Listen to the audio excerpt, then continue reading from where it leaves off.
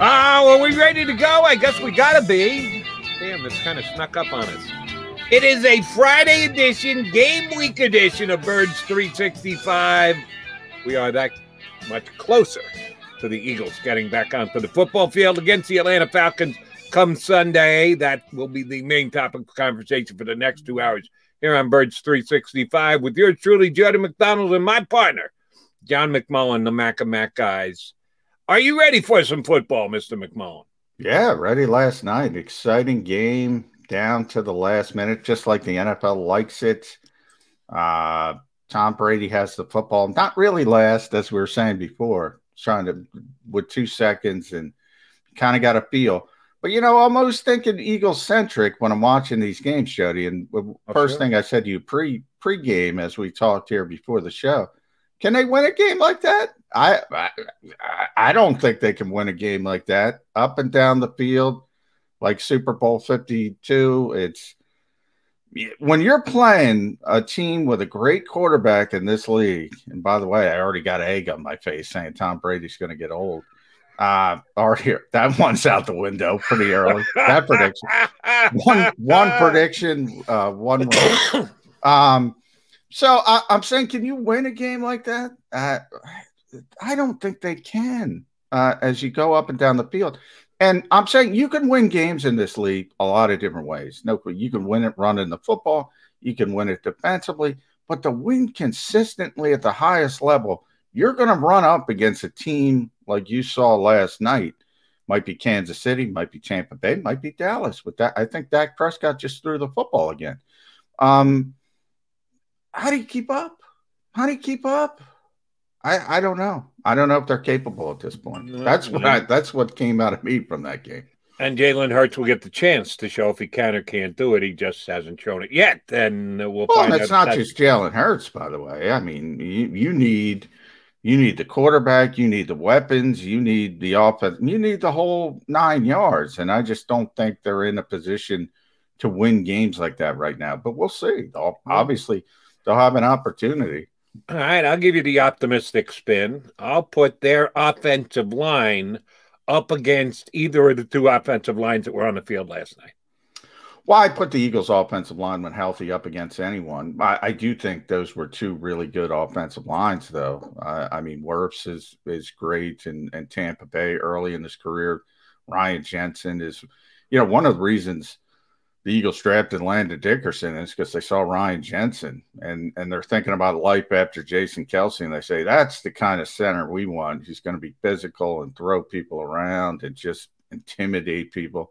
And then the Cowboys, Zach Martin, remember, wasn't even out there. But so when they have Zach Martin and Tyron Smith, he got caught for a holding penalty. La'el Collins is back. I mean, when you talk about, I say the Eagles have a top 5 offensive line when they're healthy. In that top 5 is probably Dallas and Tampa Bay, to be honest. Right. So if they're there with them, it does come down to Dak. It does come down, Jalen Hurts. He's going to have to be able, and we're not asking him to be on the level of Tom Brady. That's ridiculous. He's, as you just pointed out, still going at age 44. It looks as good as he's ever looked at age 44, which is scary.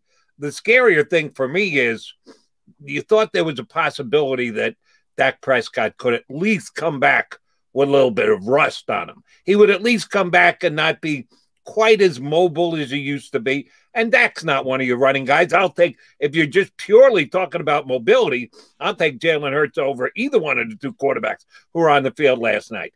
It's the ability to sling it and spin it and throw it down the field and throw it with accuracy.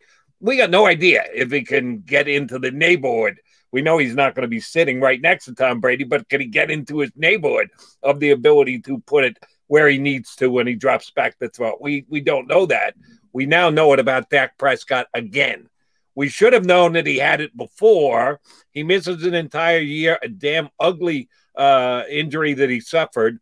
Threw the exact same number of passes in preseason that you and I threw. That would be 0. And he went out there and looked like he was Dak playing in the middle of a season when he was playing his best football.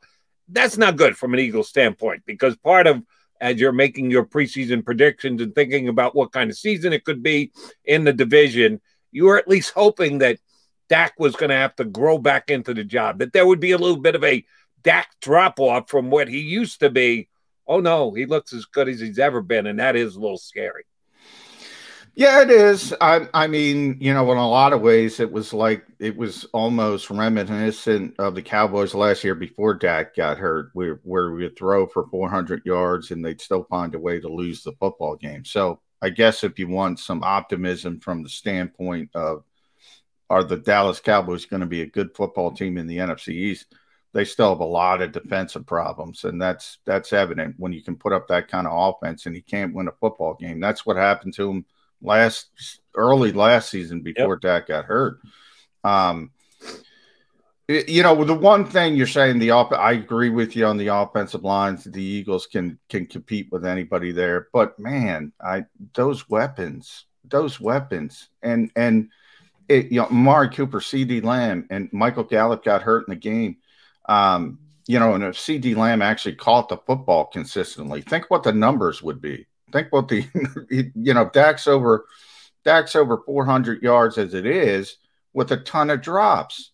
And then on the other side, you got Brady, and Gronk is Gronk. I think he had 8 targets, 8 receptions, 2 touchdowns. And Antonio Brown's going to be back.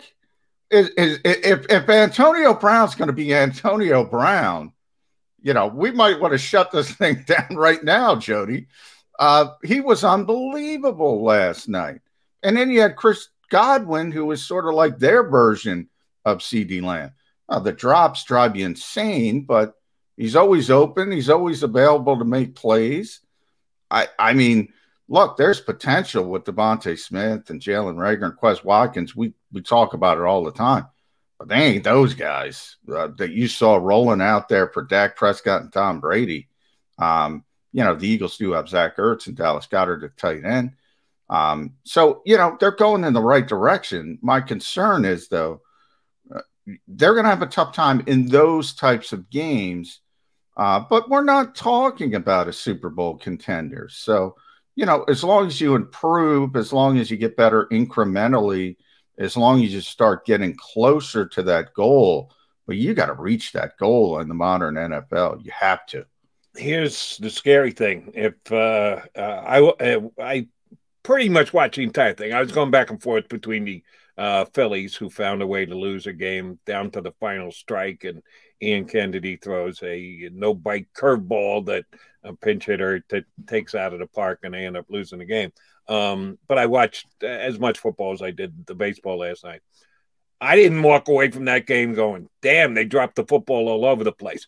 There were some, but maybe I'm an easier grader. I don't expect every wide receiver to catch every ball that hits his hands every single time. There were a couple drops. The big fumble late almost cost Tampa. I actually thought the Cowboys had a real big chance if they had stewarded that drive a little bit better. And I do question the play calling a little bit on the Cowboys' last possession, and I'm not talking about the 2-second possession that they got back after the kickoff. No, when they could have gotten a touchdown, built it up to more than a field goal that Brady would have needed to come back down the field and play. The fumble that gave them the chance to do that by Godwin was just too much effort. You gotta know yourself, and you gotta at that stage of the game and that spot on the field, you gotta take better care of the football. I thought the wide receivers were good. Gronk was great, didn't drop a damn ball all night long. If you're going to grade that tough on the receivers, yeah, we could be in for a long year here with Jalen Reagor. Well, I'm not grading tough on Gronk. Gronk caught everything. He had 8 targets, 8 receptions, like I said. Leonard Fournette, I mean, one of Tom Brady's interceptions was a perfect screen throw. It just went off his hands. I mean, CD Lamb dropped at least 2 that he should have caught. Chris Godwin dropped one besides the fumble. Yeah, I mean, those guys are explosive, but yeah, I mean, Antonio Brown dropped one. Maybe that is the lack of preseason work. Maybe that gets sharper, but that's even scarier if those guys stop dropping the football, because you look at, well, the defense is they do this occasionally. the Cowboys had a couple turnovers. Well, yeah, one was handed to them by Leonard Fournette. I mean, it still counts, but if you sharpen that stuff up, if you tighten that stuff up and that stuff goes away, I mean, Mike Evans is the best receiver on the Tampa Bay Buccaneers. We didn't even talk about him because of Godwin and Brown and Gronkowski. I mean, it's scary out there, Jody. And we'll see what the Eagles' young defensive coordinator, first-time defense coordinator, Mr. Gannon, could do. Because, and again, give credit to both teams' offensive lines. I'm with you. I think the Eagles have one of the best offensive lines in football. Two of the other best offensive lines in football were on the field last night. Tampa and Dallas would both rate and rank that high. Not as much, near as much pass rush could have been generated as I thought last night, because neither team even feigned running the football. Talk about run-pass ratio. The Cowboys and Tampa combined to throw, 108 times? There was less than 40 rush attempts in the game. Come on, pin your ears back. Get there. If you know the other team is throwing it basically every time they call a play, you got to be able to put more pressure on the quarterback than they did last night. Yeah, I mean, look, the old school, and I think the Eagles will have a good running attack, but not in a traditional sense, because I think a lot of it will be RPO related to the quarterback. And that stuff's all good. It's great to run the football, but look, people got to get over that, man. They got to get to the fact is now it's turned on its ear. It's done a 180. You pass the football to get a lead so you can run the football. Back in the old days, you used to run the football to control the line of scrimmage and try to get a lead and go about it and manage the game and things like that. You just can't do that against these quarterbacks, because one mistake, the biggest problem with that philosophy is there's such a small window. I just looked it up because I get the Bucs stuff. They had 6 drop passes in that game. 6 drop passes in that game.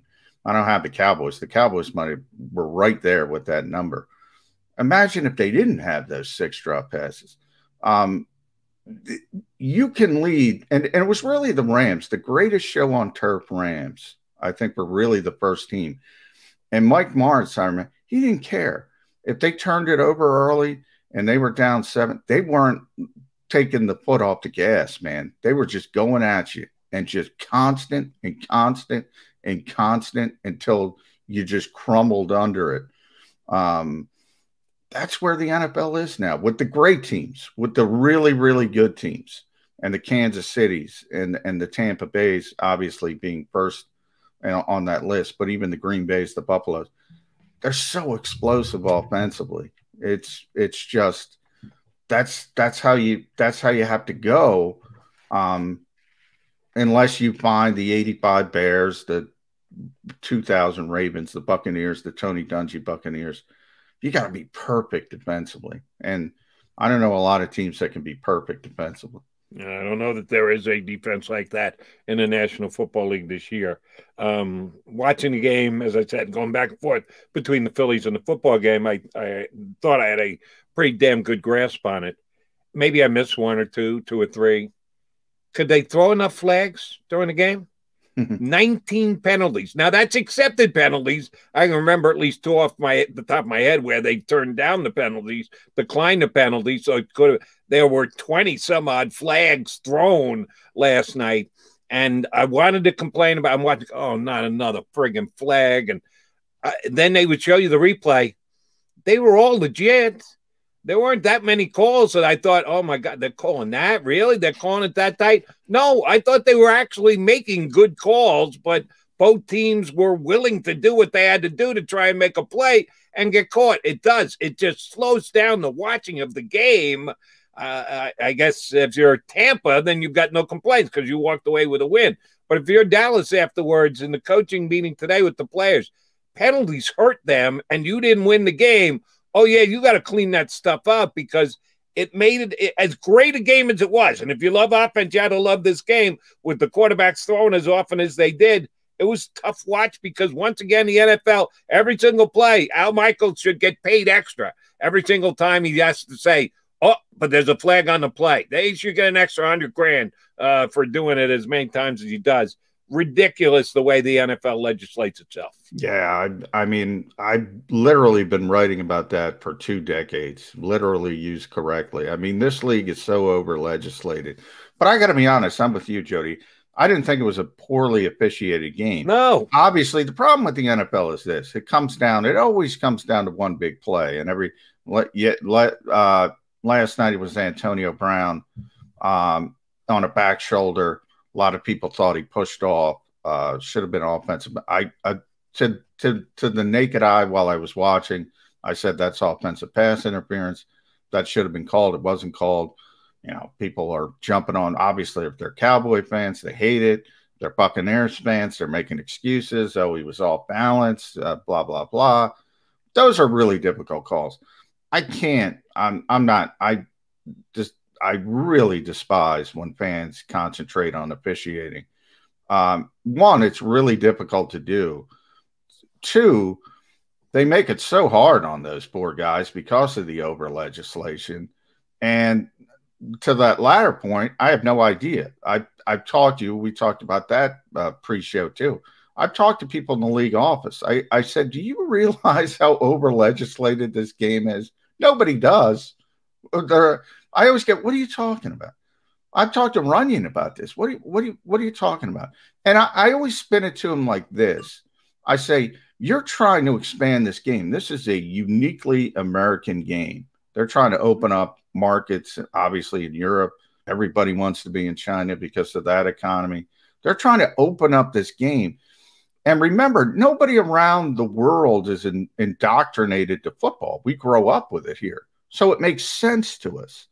Now, if you can imagine, it's hard to do, Jody, but if you can imagine growing up in a different country, you wouldn't know what the hell's going on in an NFL game. You wouldn't know because you didn't grow up with it. It's so complicated. You got to explain these rules. I'm saying you're trying to open up new markets and making this game as difficult to understand as humanly possible. I joked about Darius Slay early this week. You know, people jumped the gun and said, oh, he said Rodney Mcleod isn't playing this week, which is not necessarily the case. He just didn't understand the rules, and he plays the game. The most famous example would be Donovan McNabb, and people laugh at him about ties. Yeah. He didn't understand. There's so many players who don't understand the rules of the game. Nobody can understand the rules of the game. I've gone back and forth with Terry McCauley, who wasn't sure about a particular rule they changed. It's absurd how over legislated this game was. But while I say that, I did not think last night was poorly officiated. I really don't. No, and NBC did a nice job of giving you the camera replay that you needed to be able to make your own call while sitting on your couch at home and watching it. As you're watching naked eye, no, what is that? Oh, are they throwing a flag again? And then they show you the replay and go, oh, yeah, that was a hold. Oh, yeah, he pulled him down with throwing him. Yeah. Oh, the quarterback was going to get killed if he didn't hold on that play. Yeah, and you did see it, and you said, damn, those referees made it at full speed. Full speed didn't look that way to me, but you see these slower motion instant replay, and oh, damn, they got that right. So I will disagree with you a little bit on selling it to other countries. They're learning right along. We have an issue. When I say we, I'm talking about you and me, two 50-year-old white guys who've been watching the NFL for 4 decades plus. We've watched the change. We've watched it go to this over legislated game. If you're jumping on for the first time, you just think this is the way it's always been played. You don't know. Yeah, that part of it, I agree with that part. What you're saying, yeah, they're used to it. That's all they've ever known, right? But that's not my point. Is okay, they're used to it. That's fine, but it's still so complicated for them. They're used to soccer, which they call football, obviously, which is a really simple game when it comes to basketball. Really simple game, really easy to pick up. Even hockey, something of that nature. Football isn't like that. It's not like that. Now, I'm not saying there's not intricacies to all those games. There are. I still, I still can't figure out offsides in soccer. There are certain things that are a little bit, but the game as a whole, it's easy to explain to new viewers. I don't think football is. I don't think it ever has been. But I got in an argument once with a big soccer fan, and I never thought about it this way. People in America often complain about soccer and say it's not exciting. There's no scoring, and obviously we like scoring. You see last night, and he said, "Well, you have a 3-2 game. You say there's no scoring. What is football? It's 6 points if you score. So what if they made it 6 points? So all of a sudden 3-2 is 18-12." And it looks like more offense. It was, I never thought about it that way before, but we're indoctrinated to, okay, that's 7 points, that's 3 points, blah, blah, blah, and we move on. I just think from the understanding, from teaching people the game from square one and going through it with Jordan Mailata, literally going through it with them, it's so complicated. They don't understand it. It's and nobody in Park Avenue has their thumb on that. I'm not a big enough soccer fan to make a definitive statement here, but I'm going to try anyway. That 3-2 argument would be if it were given 6 points per 7 points per goal, all of a sudden it would be 21-14 instead of 3-2. Very few soccer games are 3-2. They're much more 0-0, 1-0. 2-1. They don't get to 3-2 that often. No, you're right, but they occasionally, Man City, they just won a couple games in a row, 5-0. So all of a sudden you start looking at, okay, 5-0, 35-0. Wow, they're good. They're good. I'm just saying it's how you frame it. You're right. I mean, if you don't like that, I agree with you. There's way too much standing around. It's not for me. I'm on your camp there, but I do think the point that he made to me about, well, you're just used to them calling that 6 points instead of 1 point, which I think is a valid thing to bring up, and I never thought about it before. If soccer wants to have more scoring, then they should do that immediately. I'm telling you, it's not going to change the perception much at all. All right, he's Johnny Mac. I'm Jody Mac. Mac, Birds 365 guys. We will get our number one guest. He has made more appearances than anyone else on Birds 365 for the 5+ months we've been doing this. Our boy Ed Kracz is going to join us before the Eagles and the Falcons. We come back, we'll turn our attention here. We've been talking more about the Cowboys and the Bucs to get today's start. Eagles made a roster move yesterday, practice squad roster move, so it's not going to have any immediate impact on this team. They did have practice. Once again, Brandon Brooks limited. We got a bunch of things we need to sink our teeth into prior to game number one, Eagles and Falcons. We'll continue the conversation here on Birds 365.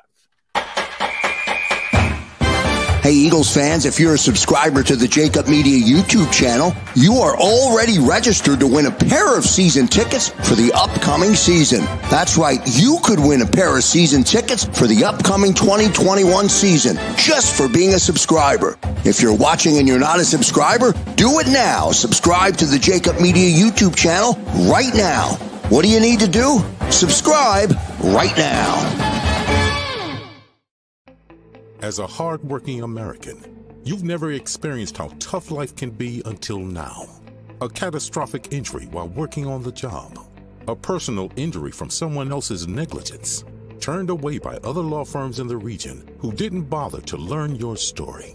It's time to meet the Fritz & Bianculli Law Firm and managing partner Brian Fritz. Badly injured? Call the Fritz & Bianculli Law Firm. Find out why they say, "We got this." The International Brotherhood of Electrical Workers, Local Union 98, is a proud sponsor of The Labor Show with J. Doc and Krause every Saturday night from 6 till 8 p.m. IBEW Local 98's highly trained and superbly skilled electricians are the best in the business, setting the highest safety standards in the electrical industry. So when you're planning your next industrial, commercial, or residential project, choose an IBEW Local 98 union contractor. Learn more at IBEW98.org.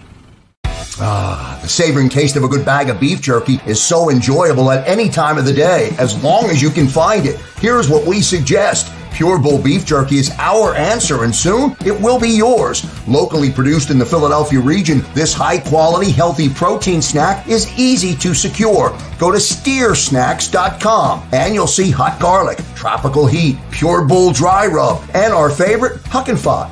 What's that? Huck and Fod. Go now to steersnacks.com. I get scared sometimes. Of a lot of things. Joining in. Decisions. The dark. The dark. But I once heard someone say, But as I always say, it's okay to be afraid. as long as you face the fear. And keep moving forward. Wherever you are in life, count on the name trusted in insurance for over 80 years. Independence Blue Cross.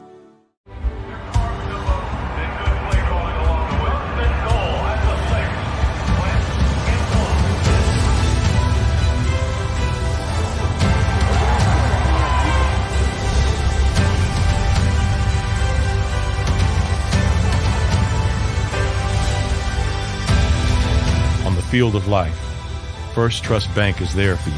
Champions on three. 1, 2, 3. Because Philadelphia dreams deserve a Philadelphia bank.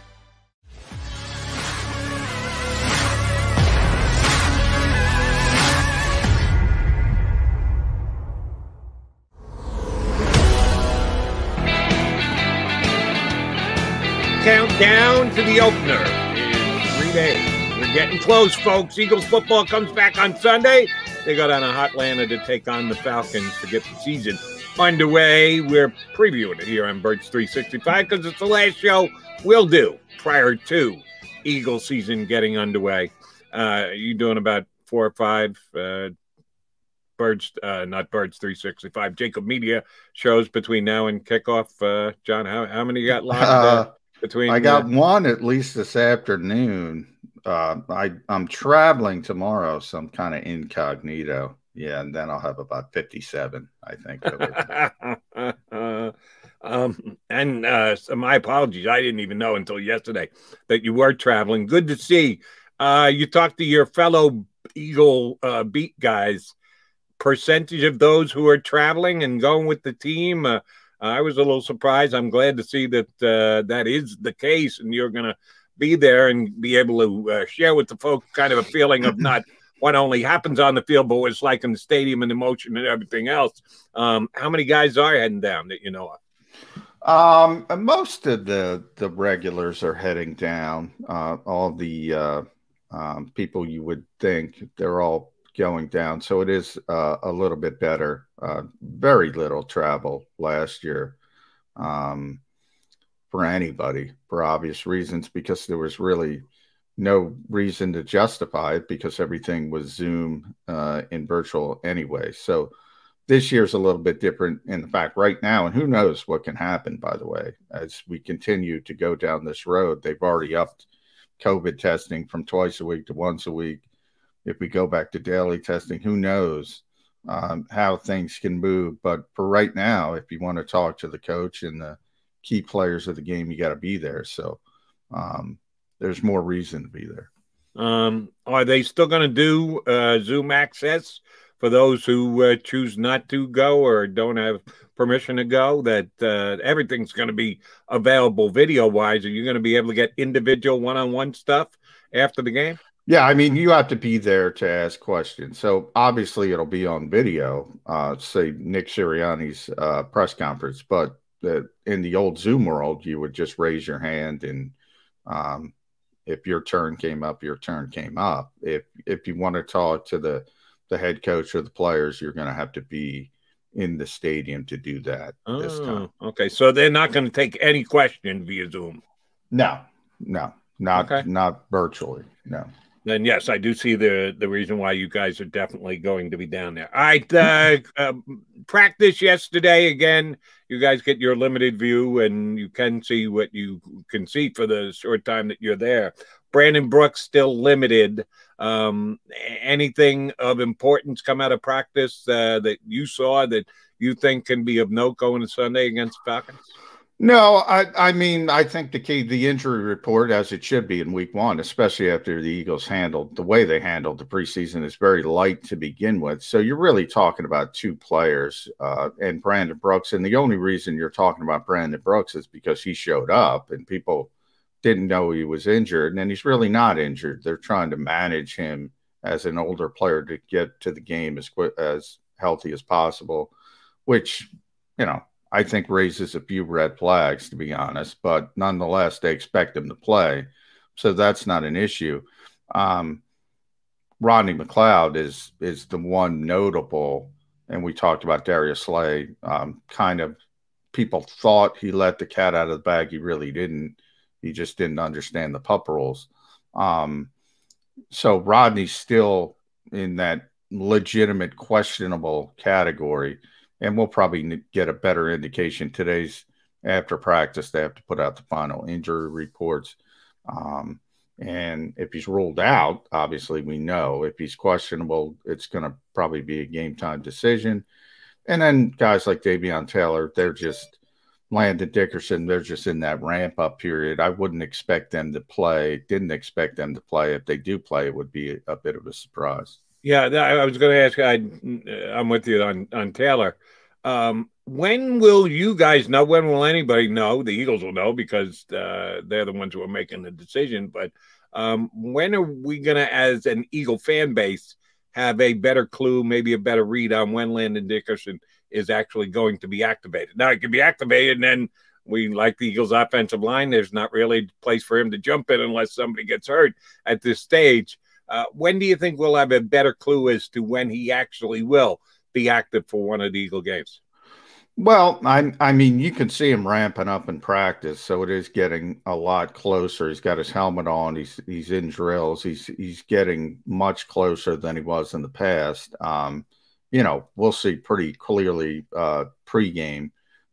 Number one, is he dressed? That's a good sign. So you get to see with the pregame warmups, anytime you have a questionable, and this is probably more notable for Rodney, if they try to take that up to game time, you'll see pretty quickly is he running with the first team when they do their preseason pregame kind of stuff. But with Landon, yeah, I mean, are the Eagles going to be honest about it or not? You know how Nick Sirianni thinks about competitive advantage. You know, he's a backup offensive lineman. I think people have to realize it. I think it only becomes an issue if there is a game where Brandon Brooks can't play, or Jason Kelce can't play, or Isaac Seumalo can't play. Then it really gets under the microscope. Until then, I think they're going to be pretty patient with Landon Dickerson because you know, I say it all the time. It's a 9-month injury to begin with, so you're pushing it from a calendar standpoint. But it's also a 6'6", 330-pound guy, and I think you've seen with Brandon Brooks, you know, he's made these amazing recoveries as far as how fast he's been able to do it from Achilles tears. But he's also 6'5", 330, 340, and the second time he actually lost a lot of weight to rehab before putting it back on because it's just more difficult to do that as a bigger guy. I you know, from a personal standpoint, I think they should be very, very cautious with Landon Dickerson because your guys are healthy. He's not going to play anyway. So I think you have a luxury. He was a luxury pick. Use that luxury. Landon Dickerson's about 2022 to me. Right, but let's say, do you expect Landon to be activated for the game? There's a bunch of different steps we got to go through here. There's whether he's going to actually start, not happening if they're completely healthy, whether he's going to be active and be the backup, because as of right now on the Eagles roster, it's not like they're 10 deep on the offensive line for potentially. They're pretty deep. They're pretty deep. I mean, you have Nate Herbig is going to be the top interior backup. Remember how you put together your game day roster. You essentially have an interior backup and a swing tackle. That's how you traditionally do it And now the NFL's expanded the roster to you get an extra offensive lineman, because there were too many times you would have to see a tight end line up a tackle if you had a couple injuries, and they didn't want that anymore. So you do. I mean, everybody's only going to carry 8 on a game day. You have the interior backup, and right now that's going to be Nate Herbig, who proved himself last year. Although the Eagles would like Landon Dickerson to be that guy eventually. And the tackles are probably going to be Brett Toth and Andre Dillard. Those are the guys I would think. All right, so let me ask you a question. And I know I'm going to tick off Eagle fans here. I'm sorry, it's a legitimate question. It's going to give a pessimistic spin to things, but sorry, I need the answer to this question. And it's not outrageous. Lane Johnson and Brandon Brooks both have to come out of the game on Sunday. Maybe not for the entire game, but for a period of time. Who's subbing in?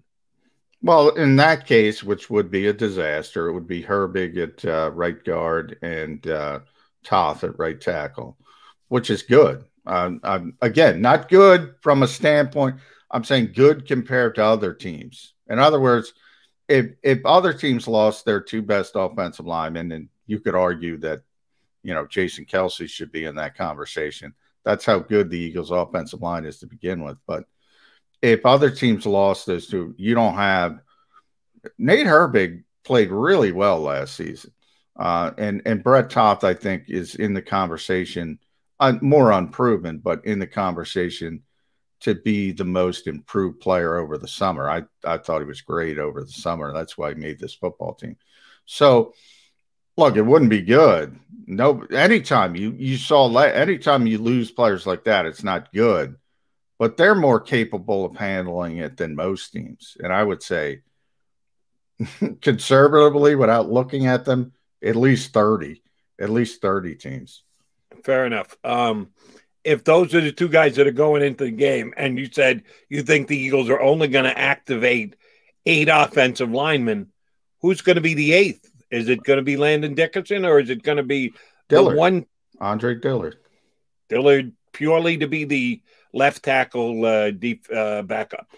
Well, remember, you have it. It's almost like now they changed this rule a couple of years ago. It's almost like now you have an extra guy because they wanted to avoid those situations where you had to play tight ends out of position, which happened a number of times around the league.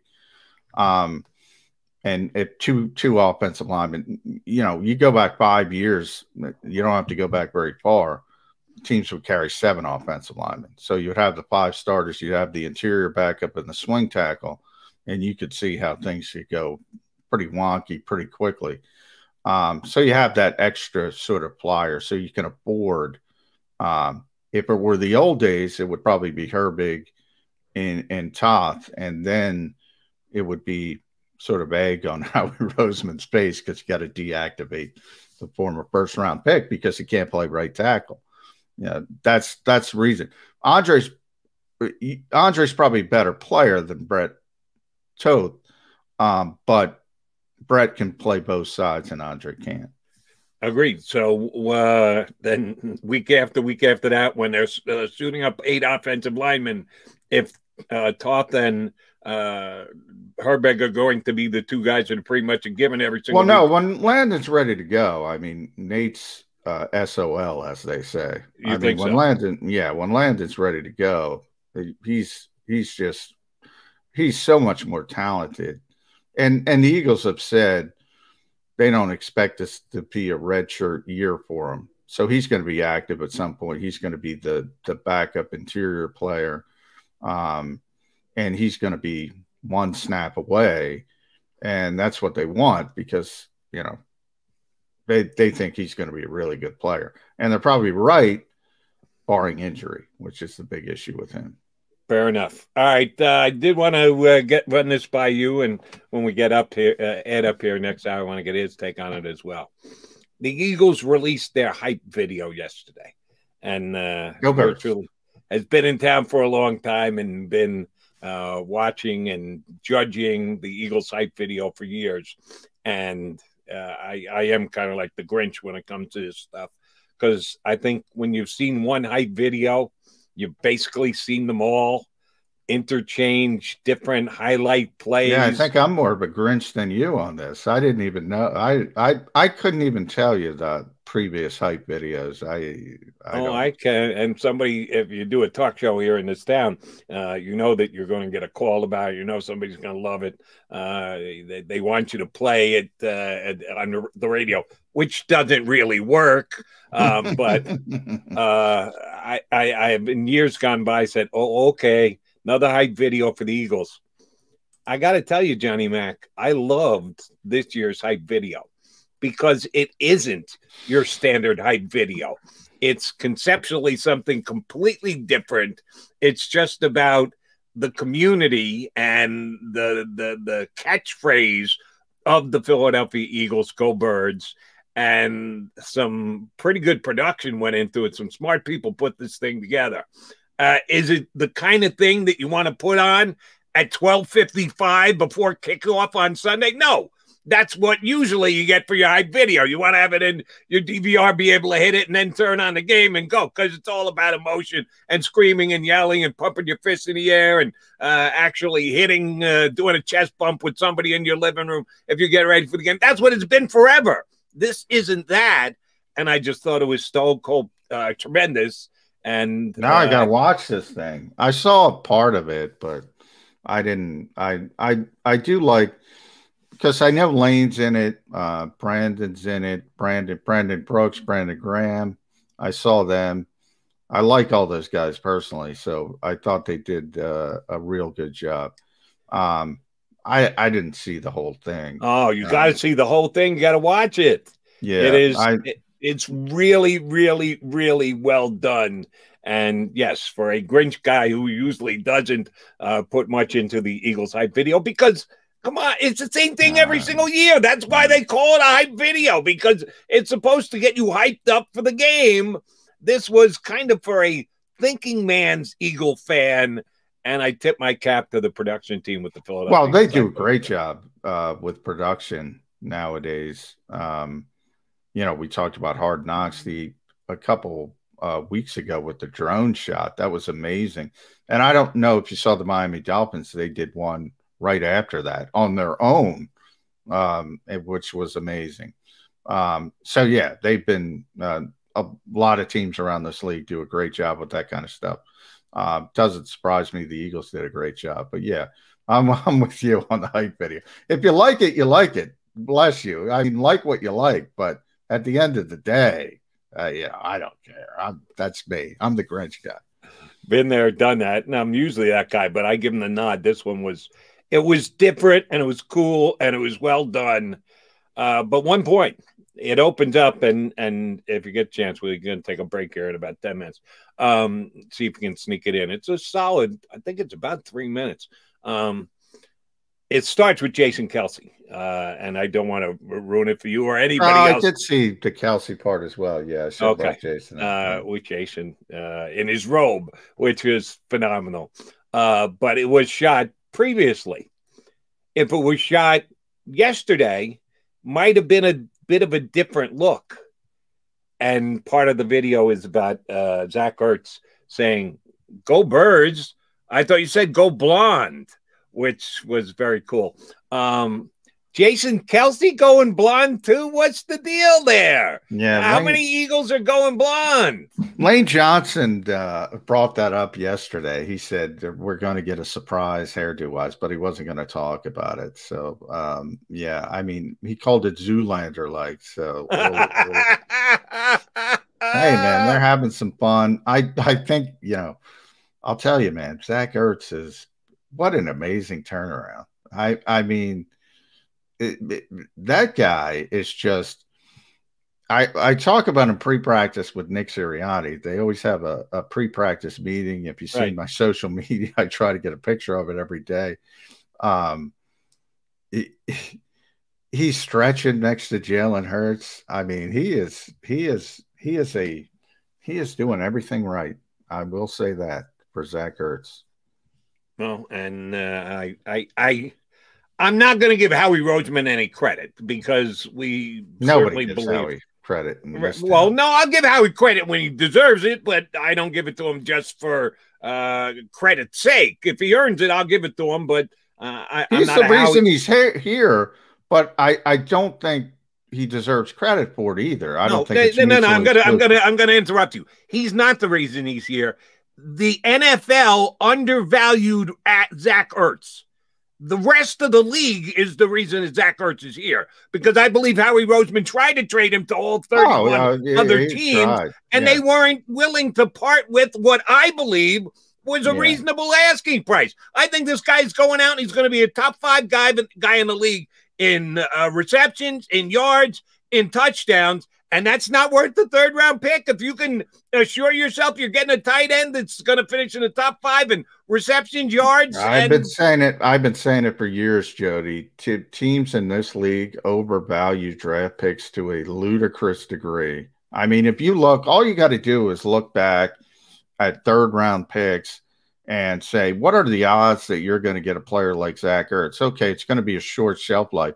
Guess what? Football is a short shelf life. I mean, everybody's working on a 2-year system and everything turns around. Every contract in this league, no matter the numbers you see, is almost 98% of them are 2-year deals where you can get out of it for the 3rd year. Everything is on a rotating 2-year basis. Don't talk to me about 3rd round picks when you can get a veteran player that can help you win, especially when you're a contender. Now, all right, if you're a bad football team, if you're rebuilding, probably doesn't make a lot of sense. But I agree with you. My only point is, if Howie just wanted to, and you're right, that's why I said it's neither. He's not, Howie wasn't going to dump him for nothing, and he held his ground. So that's my only point. But you're right. And that's what Zach said at his press conference. In the end, Howie Roseman and the Eagles valued him more than everybody else. He even said that himself. Oh, yeah. That is absolutely on point. So while I'll give Howie partial credit, the credit goes to the rest of the National Football League, who I think undervalue it. Now, Zach Ertz goes out and catches 35 balls for 497 yards and catches 2 touchdowns. Guess what? The rest of the league is going to be proved right, and Jody McDonald and Howie Roseman are going to be proved wrong. And John McMullen, because I'm in that. He's going to have a big season. If he goes out and catches 65 to 70 balls and he catches 7 touchdowns and he goes for 700 and change yards while sharing the position with his fellow tight end, Mr. Goddard. Yes, I think the Eagles are going to play a lot of 12. I gotta have that 3rd round pick, Jody. Gotta have that 3rd round pick. Gotta have it. Can't give up a 3rd round pick. I'm amazed at this league when it comes to draft picks.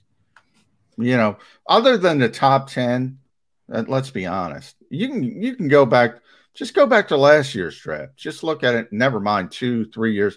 Just go down the 1st, 2nd, 3rd rounds and see how they overvalue these draft picks when you're talking about proven veteran players. And, I can't give up a 3rd round pick for a proven player. It's insanity to me.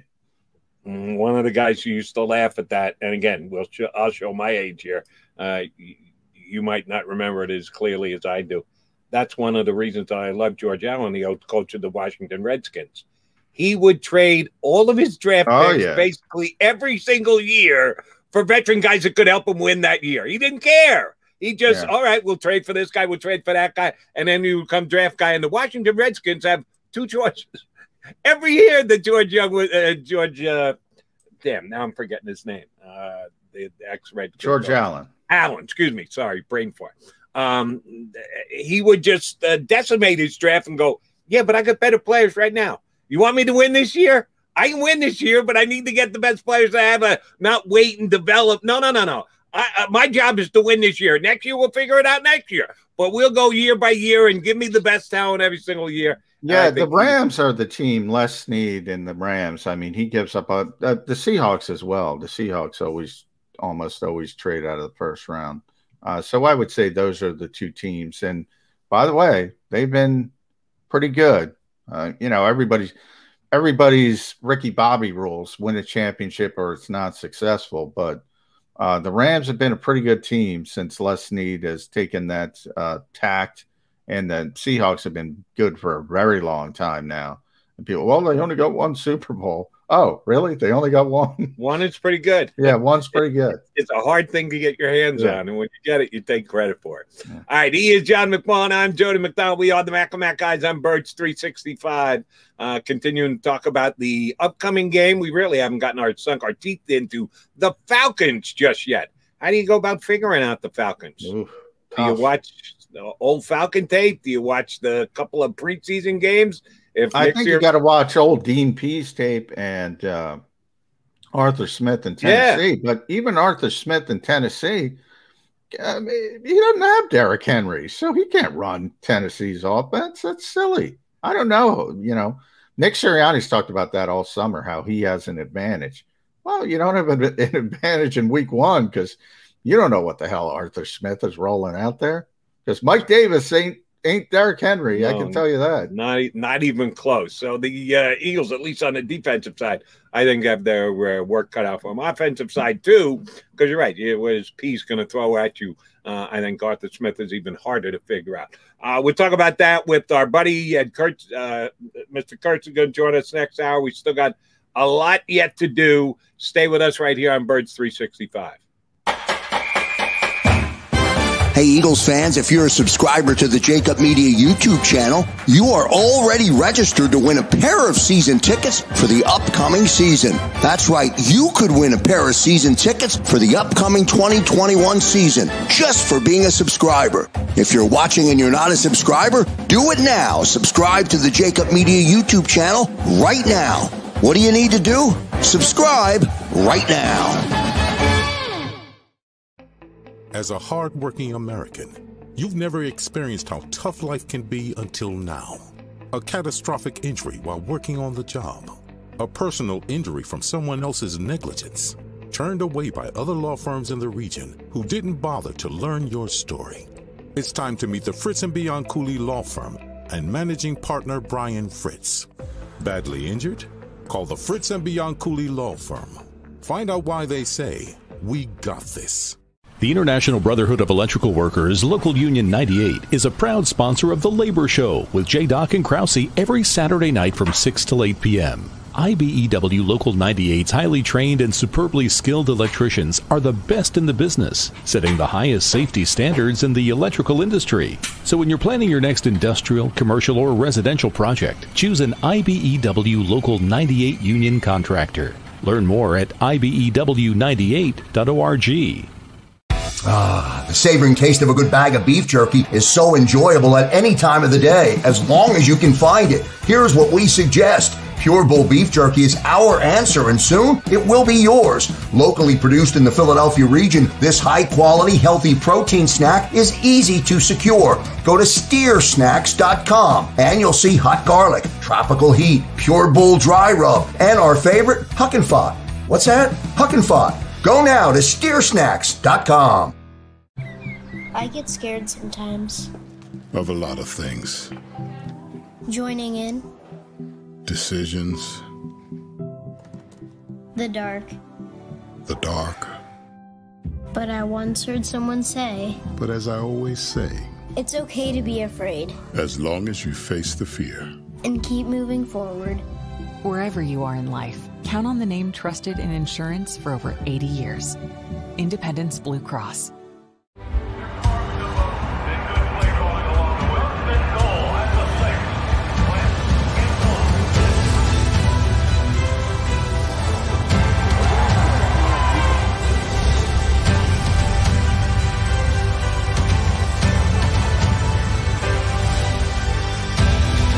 On the field of life, First Trust Bank is there for you.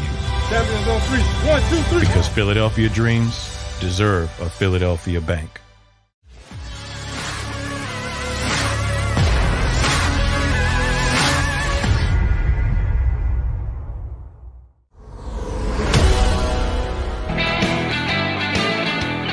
You got your Mac and Mac guys here with you on Birds 365 as we count down to the start of the regular season against the Falcons coming up on Sunday.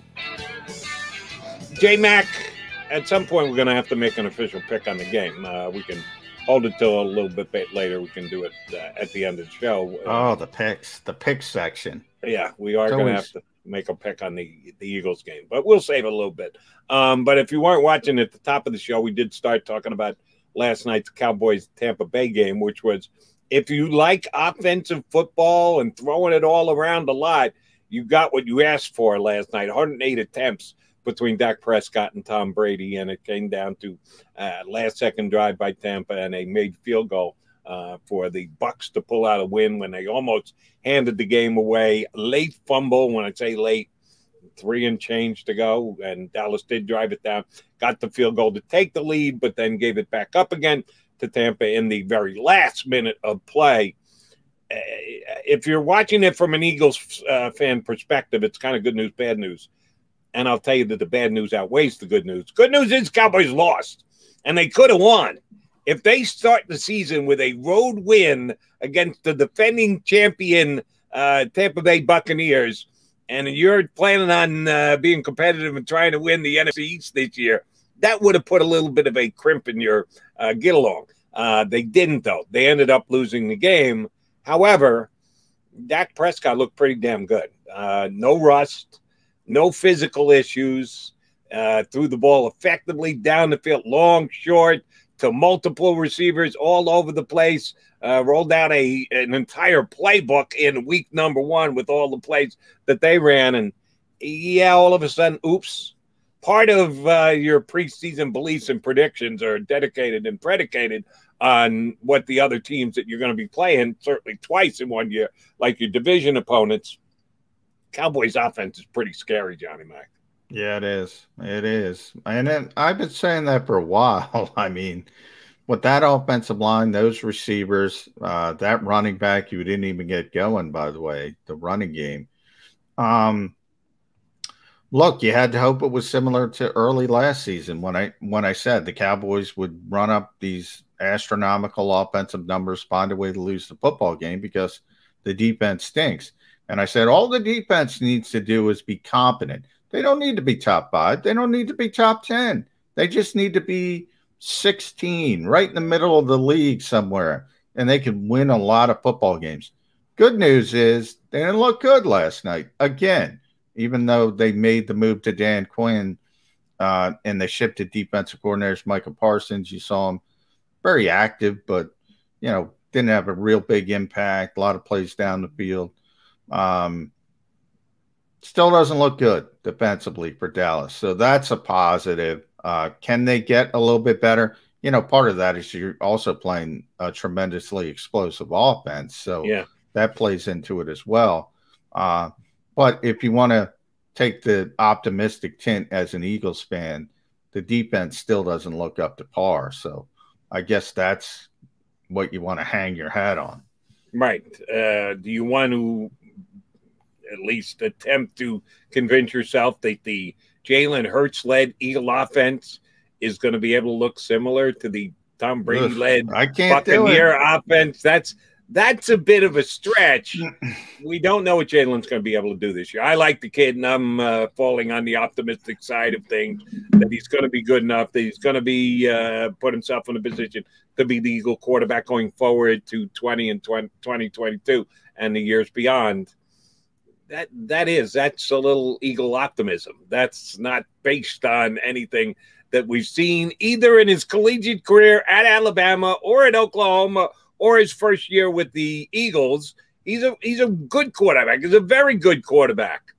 To win in the National Football League, you kind of need a great quarterback, and we don't know that Jalen Hurts can be great yet. No, we don't, and I'm with you. I'm rooting for Jalen Hurts because he is such a nice kid. But I'm not even getting the Jalen Hurts. I think, yeah, I get why people are hyper focused on him. And that's life in the big city as an NFL starting quarterback. But I can't get past the skill position players. I'm in awe of the skill position players I saw last night. The Eagles don't have that. They have the potential to have one in Devontae Smith, and I'm taking the tight ends out of this conversation because the Eagles are really good at tight end. Yeah, but we did talk about Gronk, so you got to keep the tight ends in at least in. No, well, I'm saying the Eagles have really good tight ends. I'm not concerned about the tight ends. That's why I'm leaving them aside. But, you know, when I see, again, Cooper and Lamb and Gallup, and on the other side, you have Evans, who didn't even play well, and Godwin and Antonio Brown, which I just kind of wrote Antonio Brown off. I said, oh, that's a Tom Brady thing. They're making, you know, Tom wants to do his magnanimous gesture, get Antonio back involved, get him in the mix. And all of a sudden, Antonio Brown looks like Antonio Brown of the Steelers. And I'm like, oh, my God, if he's going to be that good, good luck. Good luck with Tampa Bay. And, oh, by the way, and this is just me, I think Cedric Wilson, who is the Cowboys. Don't even bring up Cedric Wilson. Right. He's their fourth wide receiver. Yeah. If he were on the Philadelphia Eagles, he'd be their second wide receiver. And he'd be behind Devonta Smith, who we're putting a cap on as to how much he can do when he's never caught a ball in the National Football League yet. It's all projection. Now, I feel confident about the projection that the kid's going to be a stud. But, yeah, they've got depth at the wide receiver position. The Eagles have question marks at the wide receiver position, and some of those will at least get an opening foray answer on Sunday. You and I have kind of debated this all summer long, John. 12 setups as compared to with 3 and/or 4 wide receiver sets. How much do you think they're going to use dueling tight ends here in week number 1? Well, they were 37% last year. And remember, last year probably was a little bit lower than it would have been because of all the injuries, not only Zach's injury, but also people forget Dallas Goedert missed games. Yeah, he missed games. So I think they would have been in the 40, low 40 range if everything, if those guys were healthy for a complete season. Unless Jalen Reagor's a heck of a lot better than I've seen, I got to be right near that range again. I can't take those guys off the field in key situations, but that's just me.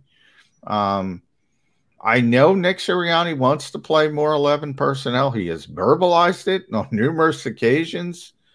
So he wants to do it, and I think Jalen Reagor and Quez Watkins are going to get every opportunity to prove that they should be on the field for not only a significant amount of time, but in those high leverage spots where they want speed, more speed on the field. So they will be given every opportunity. But I also think Nick Sirianni has shown, all right, he might try it, but if it's not working, he's going to change it. And I think that's a positive to Nick Sirianni. All right. Again, this is probably an unfair question to you, but I'm going to ask it anyway because how the hell do you know? None of us really know. They did have X amount of snaps in preseason for special teams work, but that's kind of really a small sample to try and judge on. Is Jack Stoll going to be a good special teams player? Because he's on this roster right now. He might not be active. He might be one of the deactivated guys on Sunday if they go with 2 tight ends. If they go with 3 tight ends, Stoll isn't going to get that many snaps, which means he's got to be a pretty good special teams player. I've kind of poked some fun at hey, Jay Jaw looked great on special teams this spring. Really? He did a nice job of hiding it from me. I think there are other reasons where he was drafted as to the reason why he's still on his football team. Stoll going to get any run whatsoever? Is he even going to be active for the game on Sunday? Yeah, I think he'll be active because you want a backup tight end out there. And I say backup because I consider Ertz and Goddard starters. Yeah, I think he'll be out there. As far as special teams, I mean, it depends what you're talking about. Could he be a good blocker? Yeah. Could he be a good wedge guy as far as blocking on a kickoff return? Yeah, but I don't think anybody's going to notice that stuff unless you get a kickoff return for a touchdown or something of that nature. I mean, he's not going to cover people. He's a tight end. You need speed. We were talking about the Gunners. I think they're going to be Avonte Maddox and Zach McPherson, but we'll see. Yeah, you got to have speed. And those are the guys that get noticed. Even the personal protector, somebody like that is probably going to be Marcus Epps or, Elijah Riley, if they bring him up elevate him from the practice squad. Those guys are what you're talking about. You know, every once you think about the Chris Maragoses of the world was a safety. Obviously, you think about Steve Tasker. You need some speed to be those great special teams players. All right, J-Mac, I'm going to throw you a couple over-unders for the upcoming season. We're going to make our prediction on the game at the end of the show, Eagles-Falcons on Sunday. But I need a couple predictions from you here on seasonal over-unders. Devonta Smith receiving yards over-under 912.5. And there's a I'm gonna do these over-unders because you know me. Everything is dependent on health. So I'm going to say if guys are healthy for the majority of games, that's how I'm going to go about this. I think you have to do it that way. Yeah. If you want to say no, I think the guy's going to get hurt. Yeah, I think it's ridiculous to predict injuries. So I'm not going to predict injuries. I'm assuming everybody's going to be healthy. And if Devonta Smith is healthy for the vast majority of 17 games, he is going to be over that number. He's going to set the Eagles' rookie record for receiving for a couple reasons. One, he's a really good player. Two, he's going to be the guy. He's going to be the wide receiver one. He's going to be the traffic guy as well. He's going to get the most opportunities. So I'm going over on Devonta Smith. While I understand and agree with your general stance of you have to look at it from a perspective of assuming he plays all 17 games, it probably actually fits with Devonta Smith more than anyone else as to whether you're actually going to do it that way or not. Because a lot of people, I say a lot of people, I mean a lot of people say, there's no way 166 pounds is going to play 17 games in the league. And sure enough, he got hurt in preseason and missed some time. So it kind of justified their stance. He never got hurt at Alabama. Never. Well, I'm in that category, by the way. And I'm in that category, by the way. And when I say he's going to play close to 7, I think he's going to miss a game here or there. But I think if he's near 14, 15 games, he's still going to break the record. But you're right. I am concerned. He got banged up twice in training camp. So, I mean, that's a month of football. I think it's fair to say you're concerned that can he hold up to the rigors of the NFL? I think that's a fair point to bring up, but you can't predict he's going to get hurt either. I don't think that's fair. Some people would because they just don't like the fact that he's 166 pounds. All right, Jalen Hurts. We talked about how if last night's opening game was a preview of what the NFL is going to look like, which is not really fair, but we do it anyway, that it's going to be all about the quarterbacks and throwing the ball 50 times. Brady threw it 50. Dak threw it 58 times last night. Jalen Hurts is going to have to throw the ball a lot because that's the way you win in the National Football League these days. Will he throw it enough to get 3,200 passing yards? No, I don't think that's a lot of passing yard. I think the Eagles are going to be a different type of offense. As I said, I think they're going to be very RPO driven. I think Jalen Hurts' overall context and assessment is going to be tied to both aspects, passing and running. So I'm going to go under that, but I think he's going to be effective running the football, so it'll kind of stamp out that negativity, if you want to call it negativity. All right, then the next one I will give you is kind of a combo one, and maybe you'll look at it differently. Will Jalen Hurts account for 30 touchdowns that's combined either throwing and or running? If a big part of his game is going to be that RPO, put it in the stomach or not, keep it yourself, take off and go. 30 touchdowns combined, passing and running for Jalen Hurts. We're doing this on Sports Illustrated, Jody, and I put the over-under at 30. Really? Yeah, you're a brilliant man. I put the exact over-under at 30, both passing and running. And I'm going slightly under, probably about 20, 21 passing.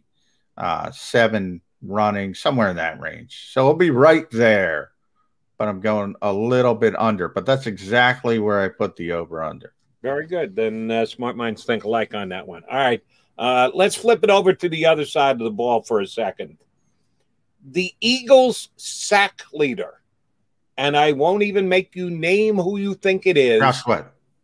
Do you think he's going to lead the team in sacks? I do. Okay. I think he's going to, number one, I think there's 2 points to this.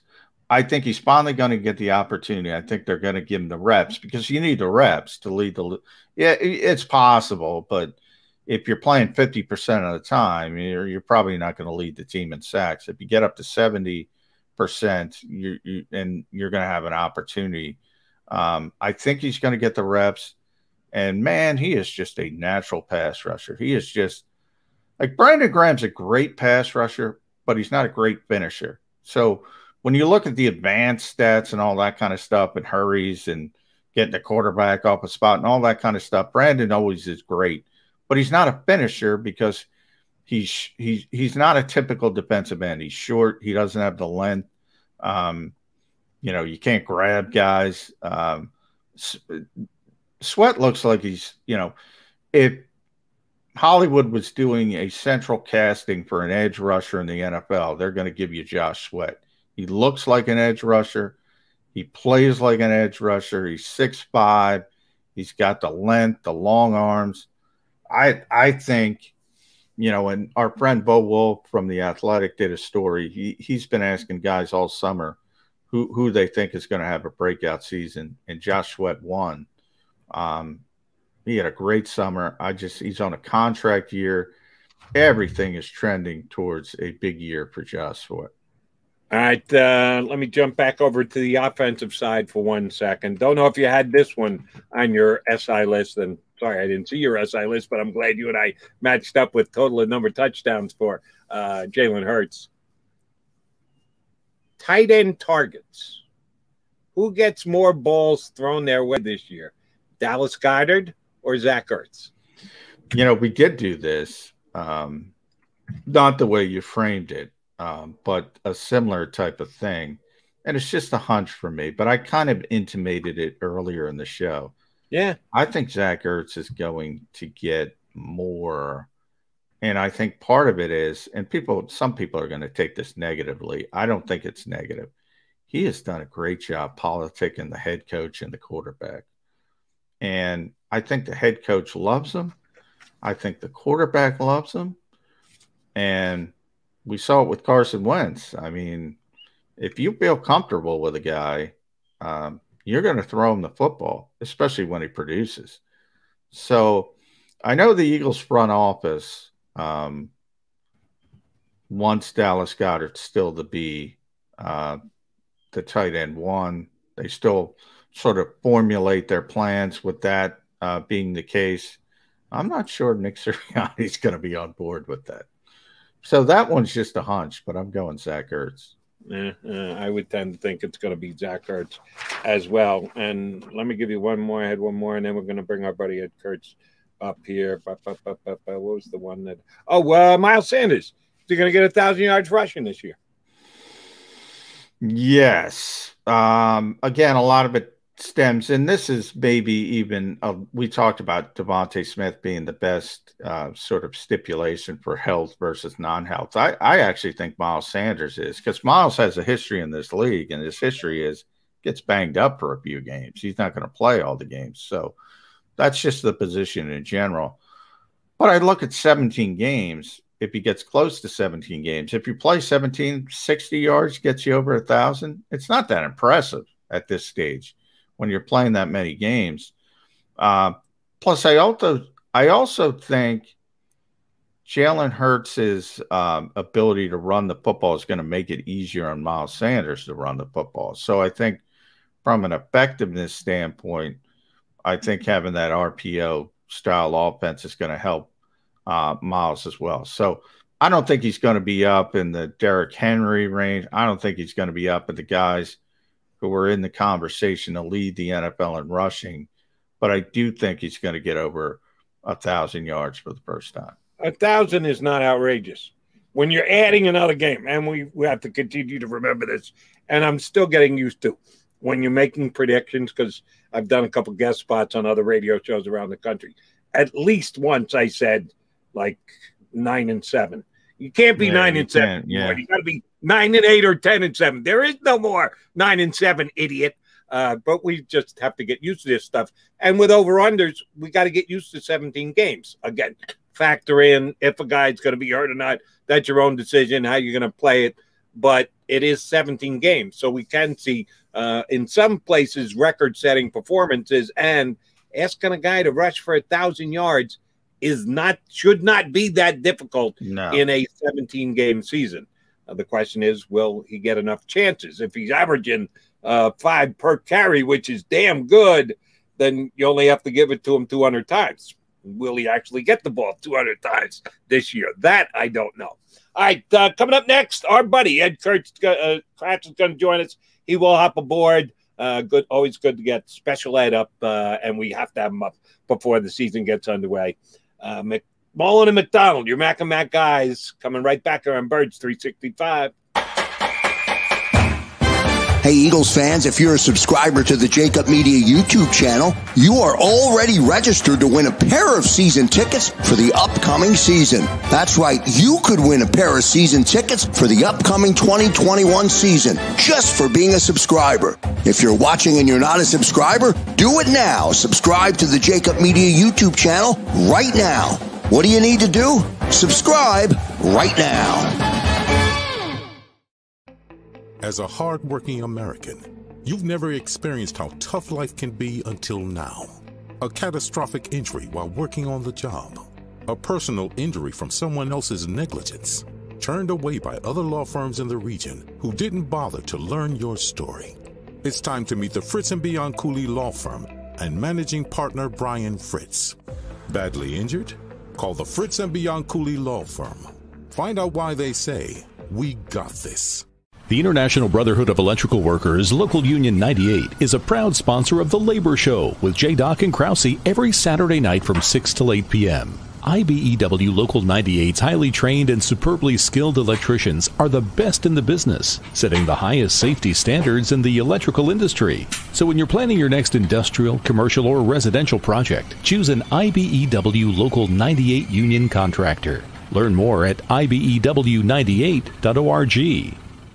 The savoring taste of a good bag of beef jerky is so enjoyable at any time of the day, as long as you can find it. Here's what we suggest. Pure Bull Beef Jerky is our answer, and soon it will be yours. Locally produced in the Philadelphia region, this high-quality, healthy protein snack is easy to secure. Go to steersnacks.com, and you'll see hot garlic, tropical heat, Pure Bull dry rub, and our favorite, Huck and Fod. What's that? Huck and Fod. Go now to steersnacks.com. I get scared sometimes. Of a lot of things. Joining in. Decisions. The dark. The dark. But I once heard someone say, But as I always say, it's okay to be afraid. as long as you face the fear. And keep moving forward. Wherever you are in life, count on the name trusted in insurance for over 80 years. Independence Blue Cross.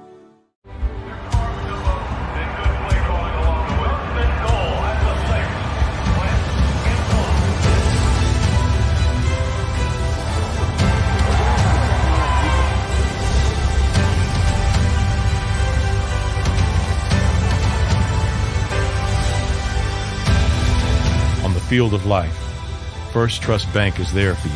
Champions on 3. 1, 2, 3. Because Philadelphia dreams deserve a Philadelphia bank.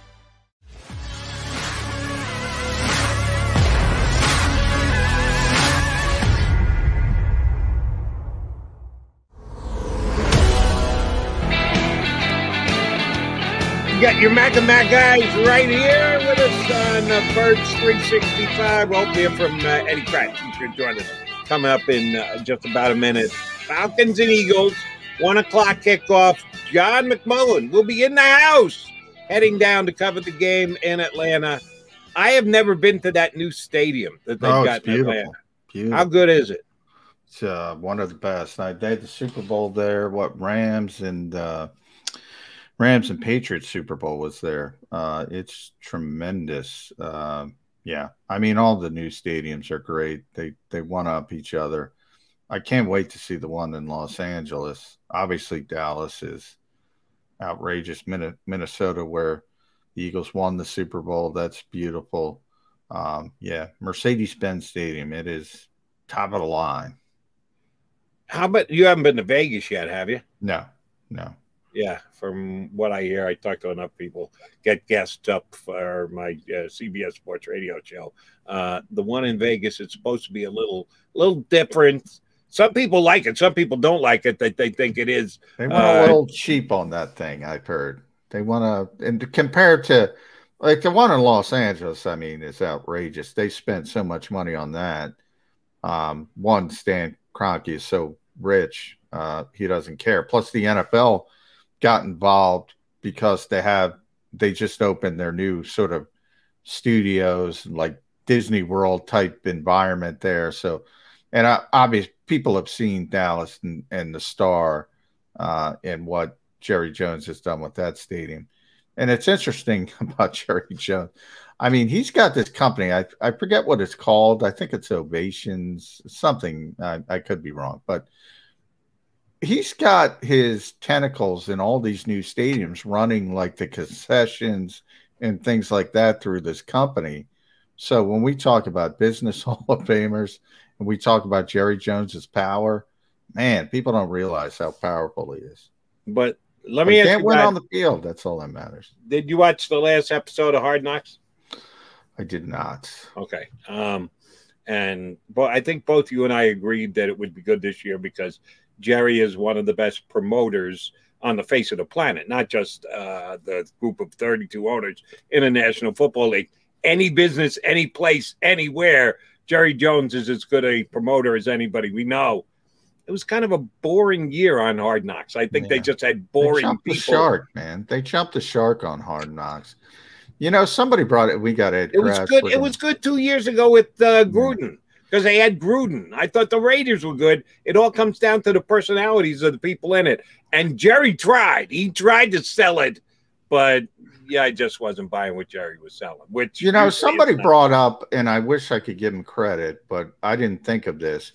All the team sort of websites, and they have their own shows, and they keep everything for themselves, and they don't want it out there in that type of environment. So it's kind of made it less important, less relevant, and people less willing to do it. And obviously, if they're doing it in-house, they have more control over it to make sure they don't leak out anything they don't want there at all. So I think that's part of it as well. Yeah, but come on. And I know that the whole world is streaming these days. How are we doing this show right now? We're streaming. I don't want to knock streaming, but if you're on DallasCowboys.com and you're on HBO, there's a little bit of a difference here. Well, no, from the league, but I mean, the league is dealing with the teams. The teams don't want any part of HBO. That's my point. And that's why they got to force them to do the show. Right. I'm not looking at it from a league perspective. I'm looking at it from a fan perspective and the ability to get your hands on it. All right. Speaking of fans, we got a fan joining us, or at least we hope so. Is he going to be a fan on the upcoming Eagles season and game one against the Falcons down in Atlanta? Ed Kracz from the Sports. You already look tired, Ed. You got a long day. What's the deal, Ed? You got a long day and you got a long weekend, including the Eagles and the Falcons. Yeah, I'm hoping I can sleep on the plane on that short flight to Atlanta on Saturday. But, yeah, it was an early start. A lot of family stuff going on. Moving my son to New York City today. I had to pick up the truck early. Set the alarm for 6:30, and I was rolling. Oh, that's why. And you're still good enough to jump on. That's Ed Kracz right there. Solid guy. It means you got up 10 minutes after I did to be ready to do this show. But we're, again, digressing. All right, Eddie, this upcoming game against the Falcons, are the Eagles ready? It's a question we've been kicking around here on the show since training camp opened, and both of you guys were able to go, damn, that was a short practice. We don't have to be here that long. The Eagles have chosen to prepare for the season the way they have. Are they ready for game one? No, they better be. I mean, you know, it's here. They better be ready. They're going to lose. Listen, hey, I was just on a show with the Falcons beat writer, and he was saying the Falcons didn't do a whole lot either. They didn't practice very long. They didn't play anybody in the preseason. Good returns on Arthur Smith being a positive, approachable, honest coach, but works the guys hard. And that sounds like Nick Sirianni. So, these are two teams that look pretty similar right now. Are they either one going to be ready? I like to think that the Eagles will be. They are healthy. This Brandon Brooks injury, this knee injury that has kept him limited in practice, I've been told is just kind of a precaution to make sure he's going to play to get him through the week.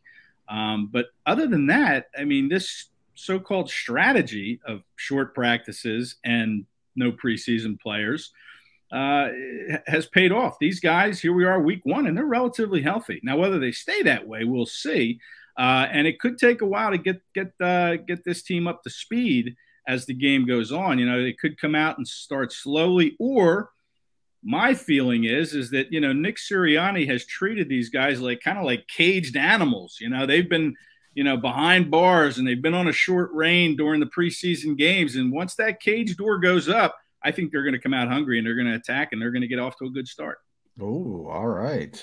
Birds versus birds. And the Eagles are going to be the cage bird. That's the angry bird, yeah. Which ironically is the Falcons. But yeah. Too much bird talk. I want to talk about the rookie head coaches, Ed. And Nick has made, he's been consistent throughout the summer. He's not going to show anything, as you mentioned. He's going to be very vanilla. Arthur Smith has gone the same route, as you mentioned, in Atlanta. Nick said it was going to be an advantage for him. Is it an advantage? Because we have rookie head coach versus rookie head coach. However, I will say at least you have the veteran quarterback in Atlanta. You know how Matt Ryan's going to play. I mean, we've seen Matt Ryan forever. He's been very good forever.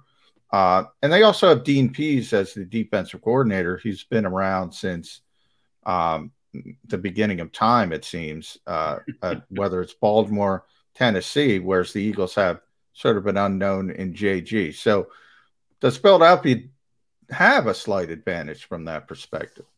Yeah, listen, they're both unknown. I don't know how big of an advantage it will be. And you look at Arthur Smith and Jonathan Gannon, that was a storyline this week. Those two coaches were on the same staff in Tennessee 8 years ago.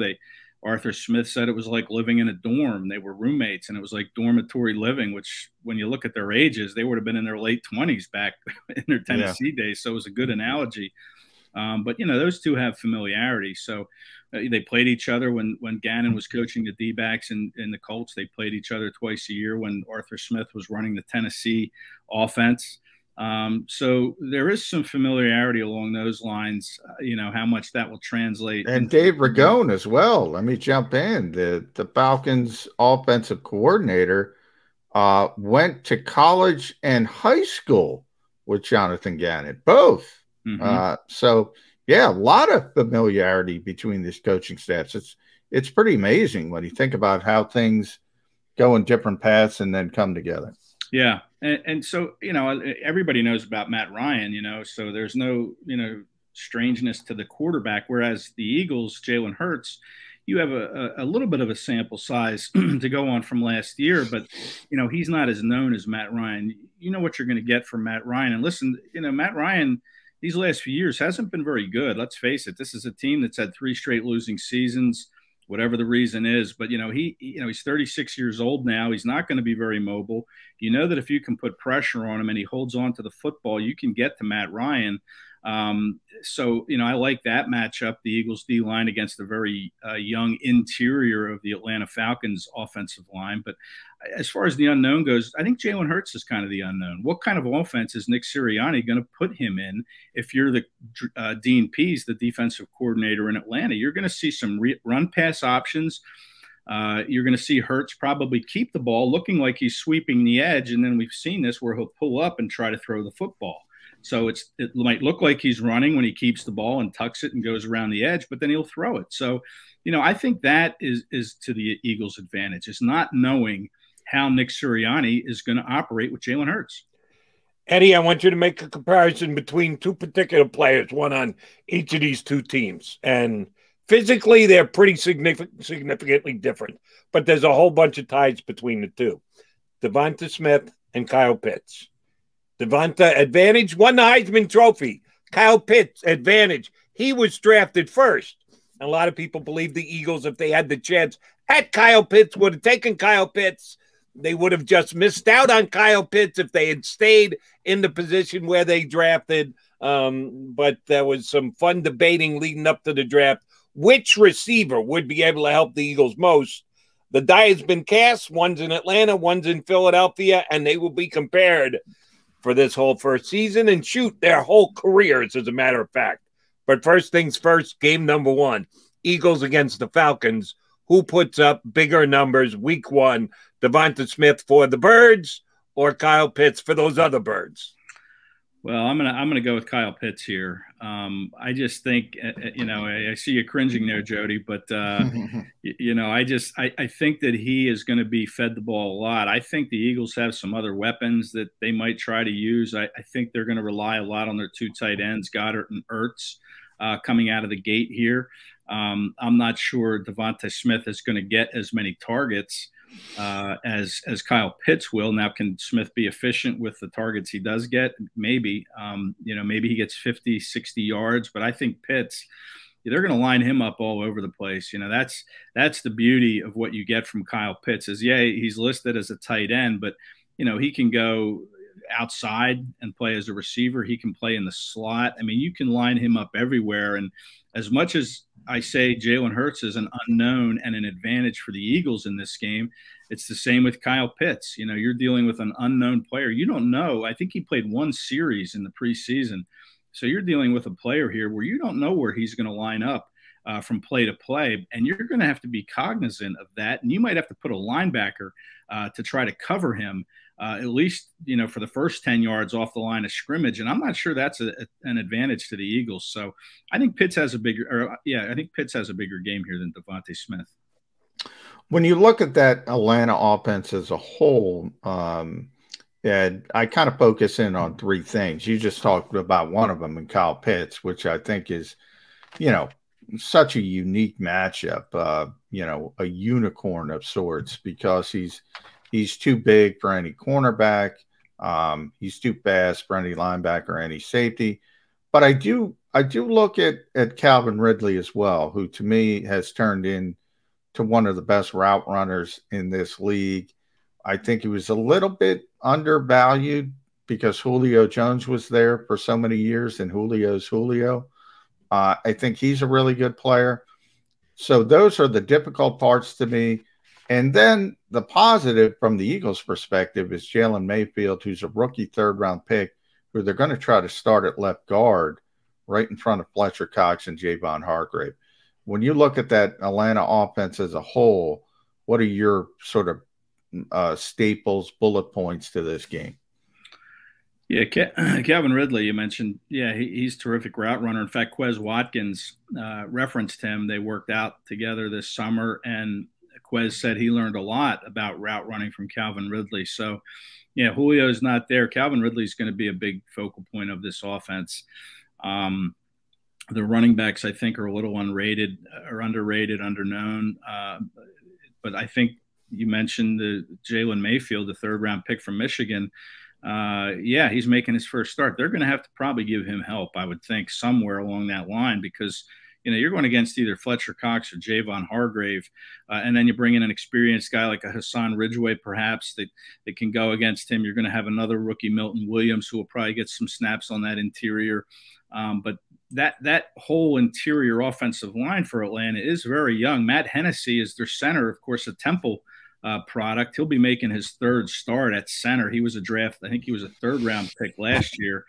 And now you got Mayfield. And then on the other side at guard, you have Chris Lindstrom, who's only in his 3rd year out of Boston College. Now, he's very good, but, it's a young interior, and that plays right into the strength of the Eagles. If they can put some pressure, up the middle of the field in Matt Ryan's face, that's going to cause some problems, because then you got coming around the edge, you have Barnett, Sweat, Graham. I mean, this defensive line should really control the game here. against this Falcons offense. But, you know, Arthur Smith, he did a great job running that offense in Tennessee. He knows how to motion people to get your defense to reveal some tells pre-snap, or he gets guys in position through that motion that creates a mismatch. So, you know, that's going to be interesting to see how the Eagles handle that pre-snap stuff that you're going to see from Arthur Smith. All right. Again, I'm back to Kyle Pitts, and maybe I'm overestimating what I think this guy can do week number one. I think both young stud rookie standouts are going to have big games on Sunday, as a matter of fact. But yeah, who are the Eagles going to use to cover him? Will it change as to whether – I don't think he's ever going to be – or I shouldn't say ever, but very infrequently in line on his tight end position. He's going to be split out in some way, shape, or form. Is it going to be safeties? They're not really going to try and use a linebacker often to cover him, are they? You do every once in a while just to keep the offensive guessing, and that's part of the fun of it, the guessing game between the Falcon OC and the Eagles DC. As friendly as they may be, they're going mano a mano against each other on Sunday. Who gets the Kyle Pitts responsibility? Yeah, well, I don't think the Eagles have a linebacker that can cover him. I mean, he's a size mismatch for sure. He's a 6'6", 245-pound target out there. I mean, who matches up? I mean, you could say Avonte Maddox. You could pick him up. But Avante's 5'9". Yeah. But you really don't have anybody that can match up with him. So you're going to have to find ways to make sure that you either zone him up and you have guys in the vicinity ready to close down any space that he's trying to find. But as far as one-on-one goes, good luck. I don't think the Eagles have anybody. And I think you could say that about a lot of teams that the Falcons are going to play this year. Getting back to Smith, Jody, listen, I say that Pitts could have a big game, but I think this Falcons defense, there's not a lot there. You have Grady Jarrett on the D-line. You have a couple fast linebackers, but I don't think it's a very good defense overall. And so I think you're going to see a lot of gambling from Dean Pease. I think you're going to see a lot of blitzing, try to disguise some things off the edge to bring pressure. And when you gamble, that opens up a big play opportunity, and Smith could be on the other end of that big play opportunity with a 50-plus yard touchdown catch at some point, or Quez Watkins even. But I think the Eagles are going to take some deep shots here, and if they do, like I said, if Smith is efficient with his targets, then maybe he does have more yards than Pitts. But just looking at it on the surface, Jody, I don't see the Eagles having anybody that can really cover him. So if you're Jonathan Gannon, you're going to have to find ways to scheme up a way to stop him, or at least bring enough guys around him where if he catches the ball, you're stopping that play right there, making the tackle and not letting him get any yards after catch. Yeah, and we talked to Anthony Harris this weekend, as you know, and he said it's going to take a village to stop a player like Kyle Pitts. Essentially, it's going to take more than one person. It's not going to be about one guy. So I do want to shift to that defense you were talking about. You mentioned the guy. It starts with Grady Jarrett, who's a really good player. I think he's one of the more underrated players in the NFL. But that front seven as a whole is not impressive. Deion Jones, as you mentioned, a lot of speed at linebackers, had some injury problems. Our old friend Stephen Means is back. Even Lane Johnson mentioned him because he was such a big part of getting Lane up to speed as a practice squad player. But he was a practice squad player. And now they're expecting Stephen Means to be a big-time pass rusher. I do look at that secondary, though, and I see some talent. A.J. Terrell was a first-round pick last year. We know Fabian Moreau from Washington. People might remember him. Teron Harmon from New England, Detroit. Richie Grant's a high-level pick. I don't know how much he's going to play. Is that Falcons secondary a little bit better than people realize? Yeah, I think it's to be determined. I'm not really sold on it. I like AJ Terrell a lot. Obviously, a high round pick, can play corner. But on the other side, I'm not sure what they have. Fabian Moreau in Washington. I mean, we saw him. I wasn't really that big of a, I didn't think he was any great shakes, to be honest with you, as a safety. And Teron Harmon knows what it takes to win. He played in Bill Belichick's system, probably won Super Bowls, I would guess, but he's got a little age on him. It's a good guess. Yeah, right. So he's got a little age on him, I guess. And so, but I'm just not sold on that secondary, to be honest. But again, Jalen Hurts is going to have to find guys open. I mean, you look at Kyle Pitts and you say, okay, who's going to cover him? But then you look at the Eagles tight ends, like who's going to cover Goddard and Ertz should they both go out in patterns? I mean, you mentioned the two linebackers, Jones and someone whose name I can't pronounce, but as linebackers, they're speedy, but can they cover? I mean, Jones is a pretty short linebacker. I think that's mismatch all day long for the Eagles with their tight ends against whatever the Falcons have in that second. And by the way, Ed, I just looked it up real quick. He's got 3.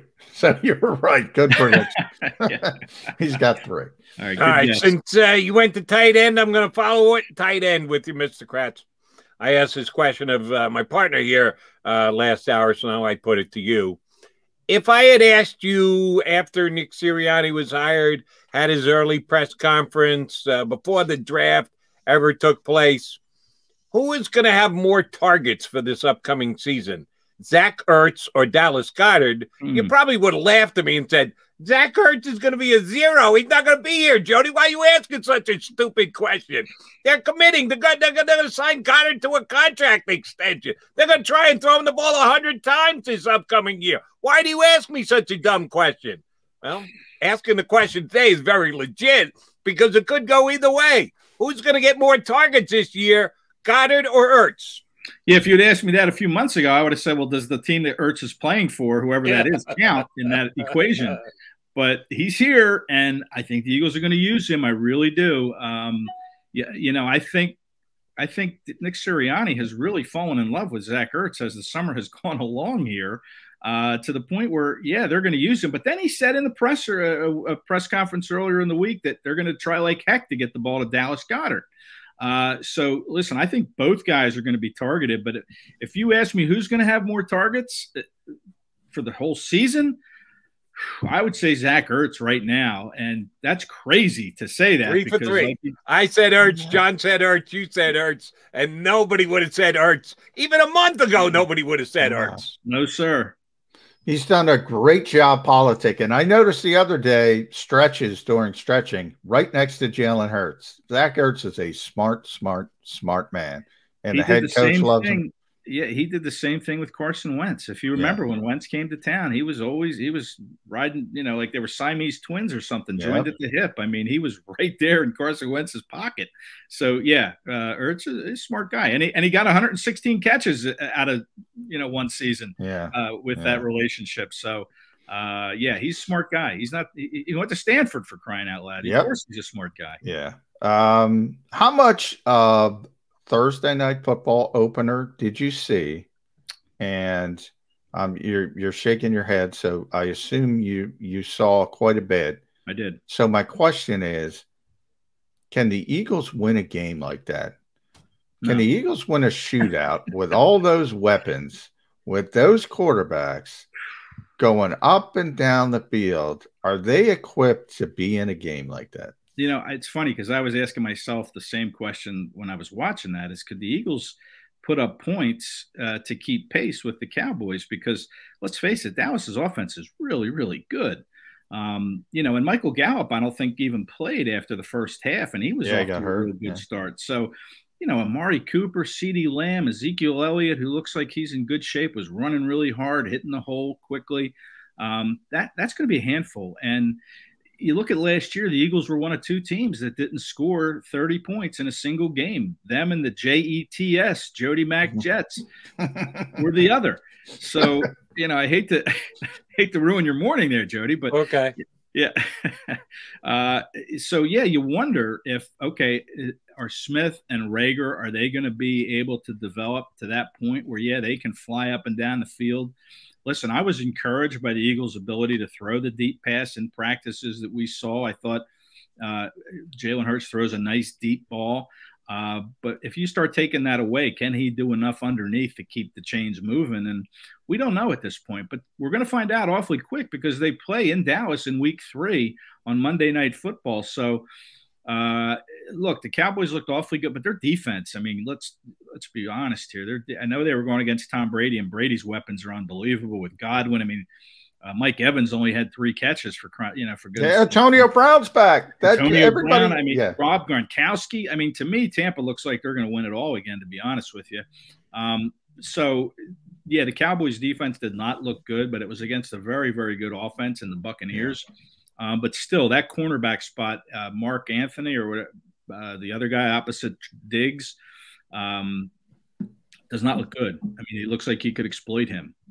But we'll see. I mean, I don't know. Right now at this point, we'll see how they do Sunday. But in week 3, we're going to know because they go to Dallas. And let's just note, much like the Eagles and the Jets from last year, inability to score 30 points, the Cowboys did not score 30 points either last night. They may have thrown for 400 yards, but they did not score 30 points. They only scored 29. All right. Greg Zuerlein's fault, by the way. Yeah, Greg Zuerlein's fault. But the one he needed to make, he threw right down the middle. The ones previously that had him in a trailing position, yeah, he could have made a little bit. All right, I need you on the record here, Mr. Kracz.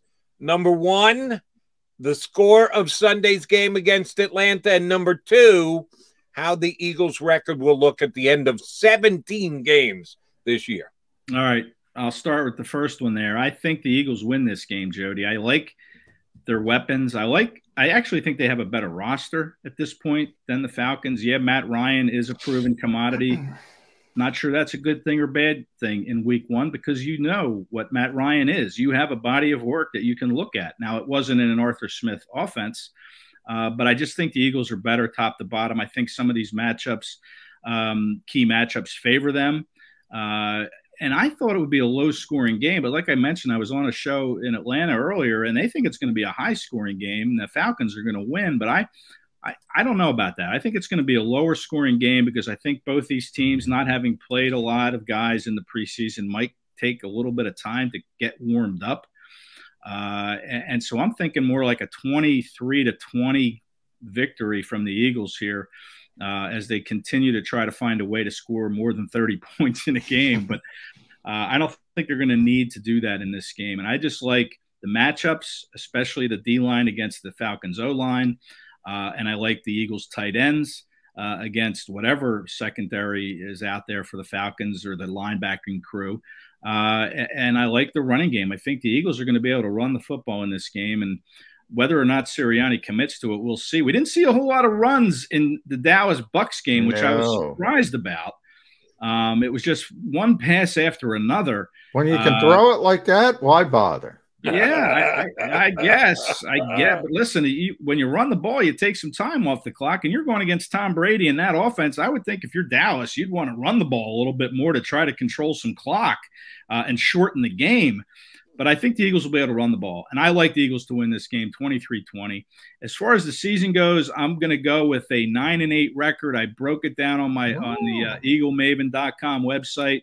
I think they find a way to win 9 games. I think to break it down even further, I think they're 3-3 after 6 games. I think they find a win this weekend. I think they win against the Panthers, and I think they go to Dallas and surprise the Cowboys. But after watching last night, when I made this pick, I'm like, well, I might have to rethink that. You want to skim back to 8-9 here, Mr. Kracz, instead of the 9-8? Well, 500. I'm going to sneak one in before you got to go to New York, Ed. Last one from me. 9-8. It's about wins and losses in this league. Does that mean Jalen Hurts is a starter in 2022? Well, I guess it depends what that 9-8 looks like. Does Hurts throw? Listen, ball security is going to be big for Jalen Hurts. I think consistency and accuracy is going to be big. I mean, what are those numbers going to look like at the end of the year? Will he even make it to the end of the year? I think he does. As far as, consistency and all that other stuff goes, I think he'll play all 17. I think he'll stay healthy. I think we have a quarterback that's not as brittle as Carson Wentz that we're watching here. So I think he plays all 17. And then what are those numbers going to look like? Yeah, it's 9 wins. But how did they get to those 9 wins? What did the rest of the team do around him before you can make that determination? Eddie Kracz, we always appreciate it whenever you come on. You know how much we're going to use you during the year. Good luck in New York City. Getting the sun in there today and have a good flight with our buddy, the Mac Man here, getting down to Atlanta. Thank you. Appreciate it, guys. Ed Kracz here with us on Birds 365. All right, he got on the record.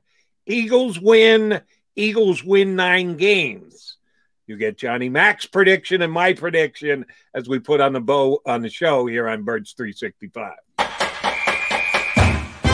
Hey, Eagles fans, if you're a subscriber to the JAKIB Media YouTube channel, you are already registered to win a pair of season tickets for the upcoming season. That's right, you could win a pair of season tickets for the upcoming 2021 season just for being a subscriber. If you're watching and you're not a subscriber, do it now. Subscribe to the JAKIB Media YouTube channel right now.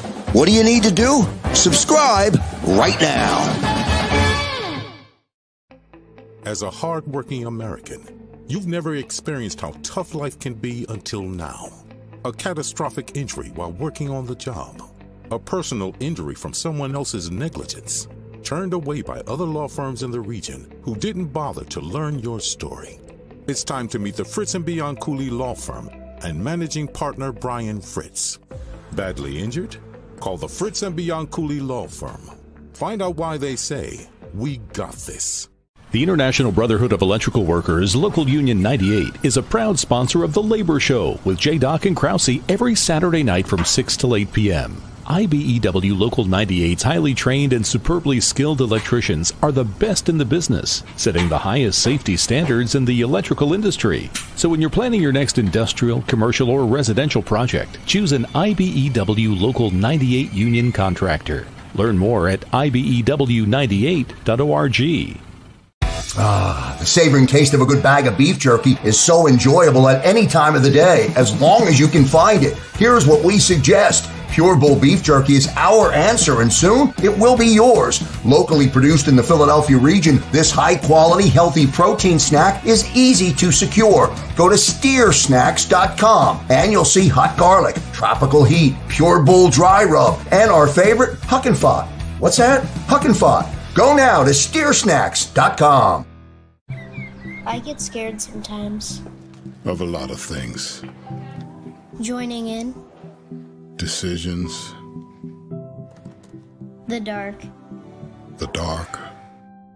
But I once heard someone say, but as I always say, it's okay to be afraid. As long as you face the fear. And keep moving forward. Wherever you are in life, count on the name trusted in insurance for over 80 years. Independence Blue Cross.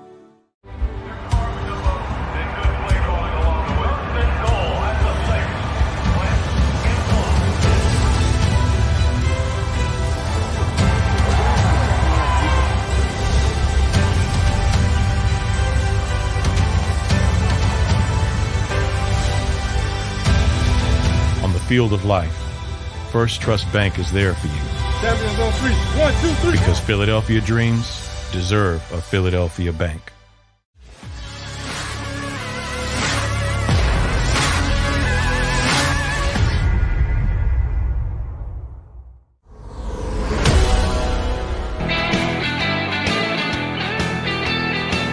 We are the Mac Bird 365 guys. Getting that much closer to our first official Eagle game. When we return here on Monday, we'll be talking about game number 1.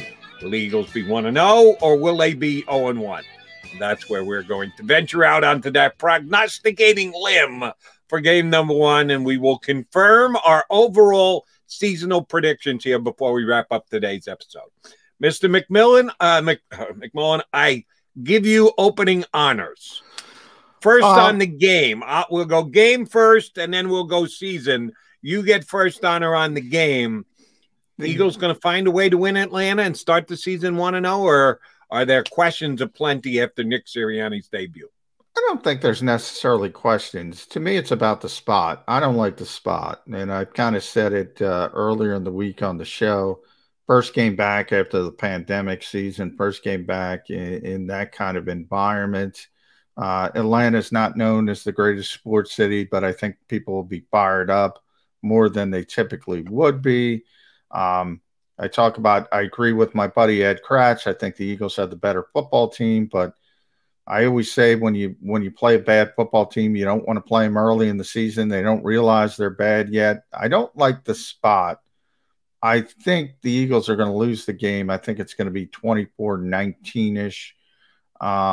If we're in Philadelphia, I'd say the Eagles pretty handily, to be honest. but it's not. It's in Atlanta. It's in Mercedes-Benz Stadium. Overall, though, I think the Eagles are going to be better than people expect. I'm not wavering. I was going to go 9-8. I was going to flip, and I said they're not going to win this game. So they're going to win a couple games you don't expect them to win. They're going to lose a game like this that you might expect them to win. But overall, I'm going to end up where I started, Jody, 8-9. All right, number one, not surprising here, I disagree with you on your evaluation of this game. Number one, Atlanta is one of the weaker home advantage stadiums in the NFL. I said that. I said, right. Well, then what don't you like about the spot? The way you described it, well, this spot being on the road in Atlanta, the fans, I don't think the fans give the Falcons a big advantage. I don't think this is a bad spot at all. You got to play 9 road games this year if you're an NFC team. This is not a bad place to be traveling to get one of those 9 games over and done with. It could be much worse. It could be Tampa Bay. It could be against a good team. I'm saying you have a typically less passionate city that will be more passionate because they've been pent up. They haven't been able to watch football live in so long. The post-pandemic part of it is the part I think you missed. That is the part of the spot I don't like. And then the part of the bad football teams. I never like to play a bad football team. I say this all the time early in the season because everybody's got good players. We just mentioned some of them with Atlanta. They do have Kyle Pitts. They do have Calvin Ridley. They do have Matt Ryan, Grady Jarrett, A.J. Terrell, players like that. Everybody's got good football players. Everybody can beat anybody in the NFL. We all know that. Early in the season, you don't have that human nature of being 3-11 later in the season when you know you stink. That's what I'm talking about when I say the spot. I don't like the spot for the Eagles against this team. No, the problem is the spot could be the Philadelphia Eagles. That the Eagles could be the team that don't know how good or bad they are and just come out pumped up and psyched because they play game number 1. I wrote this down before the show started, and I do want to show it to our listeners. Can you see the upper right-hand corner there? 23-22, I believe it says. Eagles? Does it say 22? No, that's just a bad-looking 0. All right, 23-20. 23-20 Eagles. What was Ed Kracz pick for the game? What was that? He was in that same range. 23-20 Eagles. He gave the exact same score that I was ready to pick before we started the show today. So, Kracz, you're a genius. I am going 100% not only with the outcome, but with the exact same score that Ed Kracz did, which, if you're of the wagering type, that means you're certainly taking Eagles because they're getting 3.5 points. And the under-over is at 48, and I think it's slightly under at a 23-20 score. So, yes, I think the Eagles going to win game 1. Yeah, the Falcons don't know yet that they're not going to be that great a team. They'll find that out over the upcoming weeks, as John pointed out, more so than here in game number 1. But they're not that great a team. You're right. Every team in the NFL has some really good players. Well, the Philadelphia Eagles have some really good players, too. Some teams have a larger number of them, like Tampa last night, proving what they did coming from behind winning. I think Eagles can win this game. I do. I think the 2 first-time starter coaches kind of play off each other. I don't know that there's an advantage there one way or the other. I don't think we're coming out going, damn, that Arthur Smith was a great hire, or damn, what the hell were the Eagles thinking about Nick Sirianni, or vice versa. I don't think it's going to be a major factor in this game. I think a late field goal by our buddy, Mr. Beat Everybody at Everything, Jake Elliott, is the difference maker. I think much like last night's game. And last night had its downsides, too many penalties, a couple too many turnovers. But in the end, it ended up being a tremendously exciting game. Oh, I think the Eagles and the Falcons going to be the same thing. I think it's going to be 20-20 with 3 minutes left to play, and the Eagles will do just enough to get Mr. Elliott in a field goal position. And that will be a great situation for Jalen Hurts because he'll be leading the team down the field to victory. So that would be a very positive start for the Philadelphia Eagles. I hope you're right, Jody. I think I'm going to be right. That's exactly how I see it. Hurts, not sticking in the end zone, which would be the best of all worlds, but getting them in position for a game-winning. Jake Elliott will make that kick if it comes down to that. I will say that. Except if it's 33 yards. We'd prefer to have it from like 49 because he's better from distance, and he is that mid-range PAT distance. And I think it'll be 40+ if you're getting really technical and into the weeds on this one. All right. And, oh, by the way, yes, you and I have been saying 8-9 apiece throughout. If I had to move, you said you were contemplating moving up to 9-8. I was not. If I was going to move off 8-9, I would have come back to 7-10 more than gone up to 8-9. But just like you, I'm going to stand my ground and say the Eagles will be an 8-9 team and finish one game. The reason why I was thinking about bumping up was because I was going back and forth. I said, if they beat the Falcons, I'm going to get them to 9, but I don't think they're going to beat the Cowboys. Yeah, I got them at 8, even with an opening game victory against the Falcons. All right, where are the people going to be able to catch you on the JAKIB Media channel this weekend? How many times before you get on a plane and go to Atlanta? 24/7 tonight after practice at some point we'll be up, and then I'll be in Atlanta, and we'll be doing game time stuff and post-game stuff, the post-game show with Mark Barzetta and Lane Johnson, Derek Gunn, Devin Caney, and I'm involved too.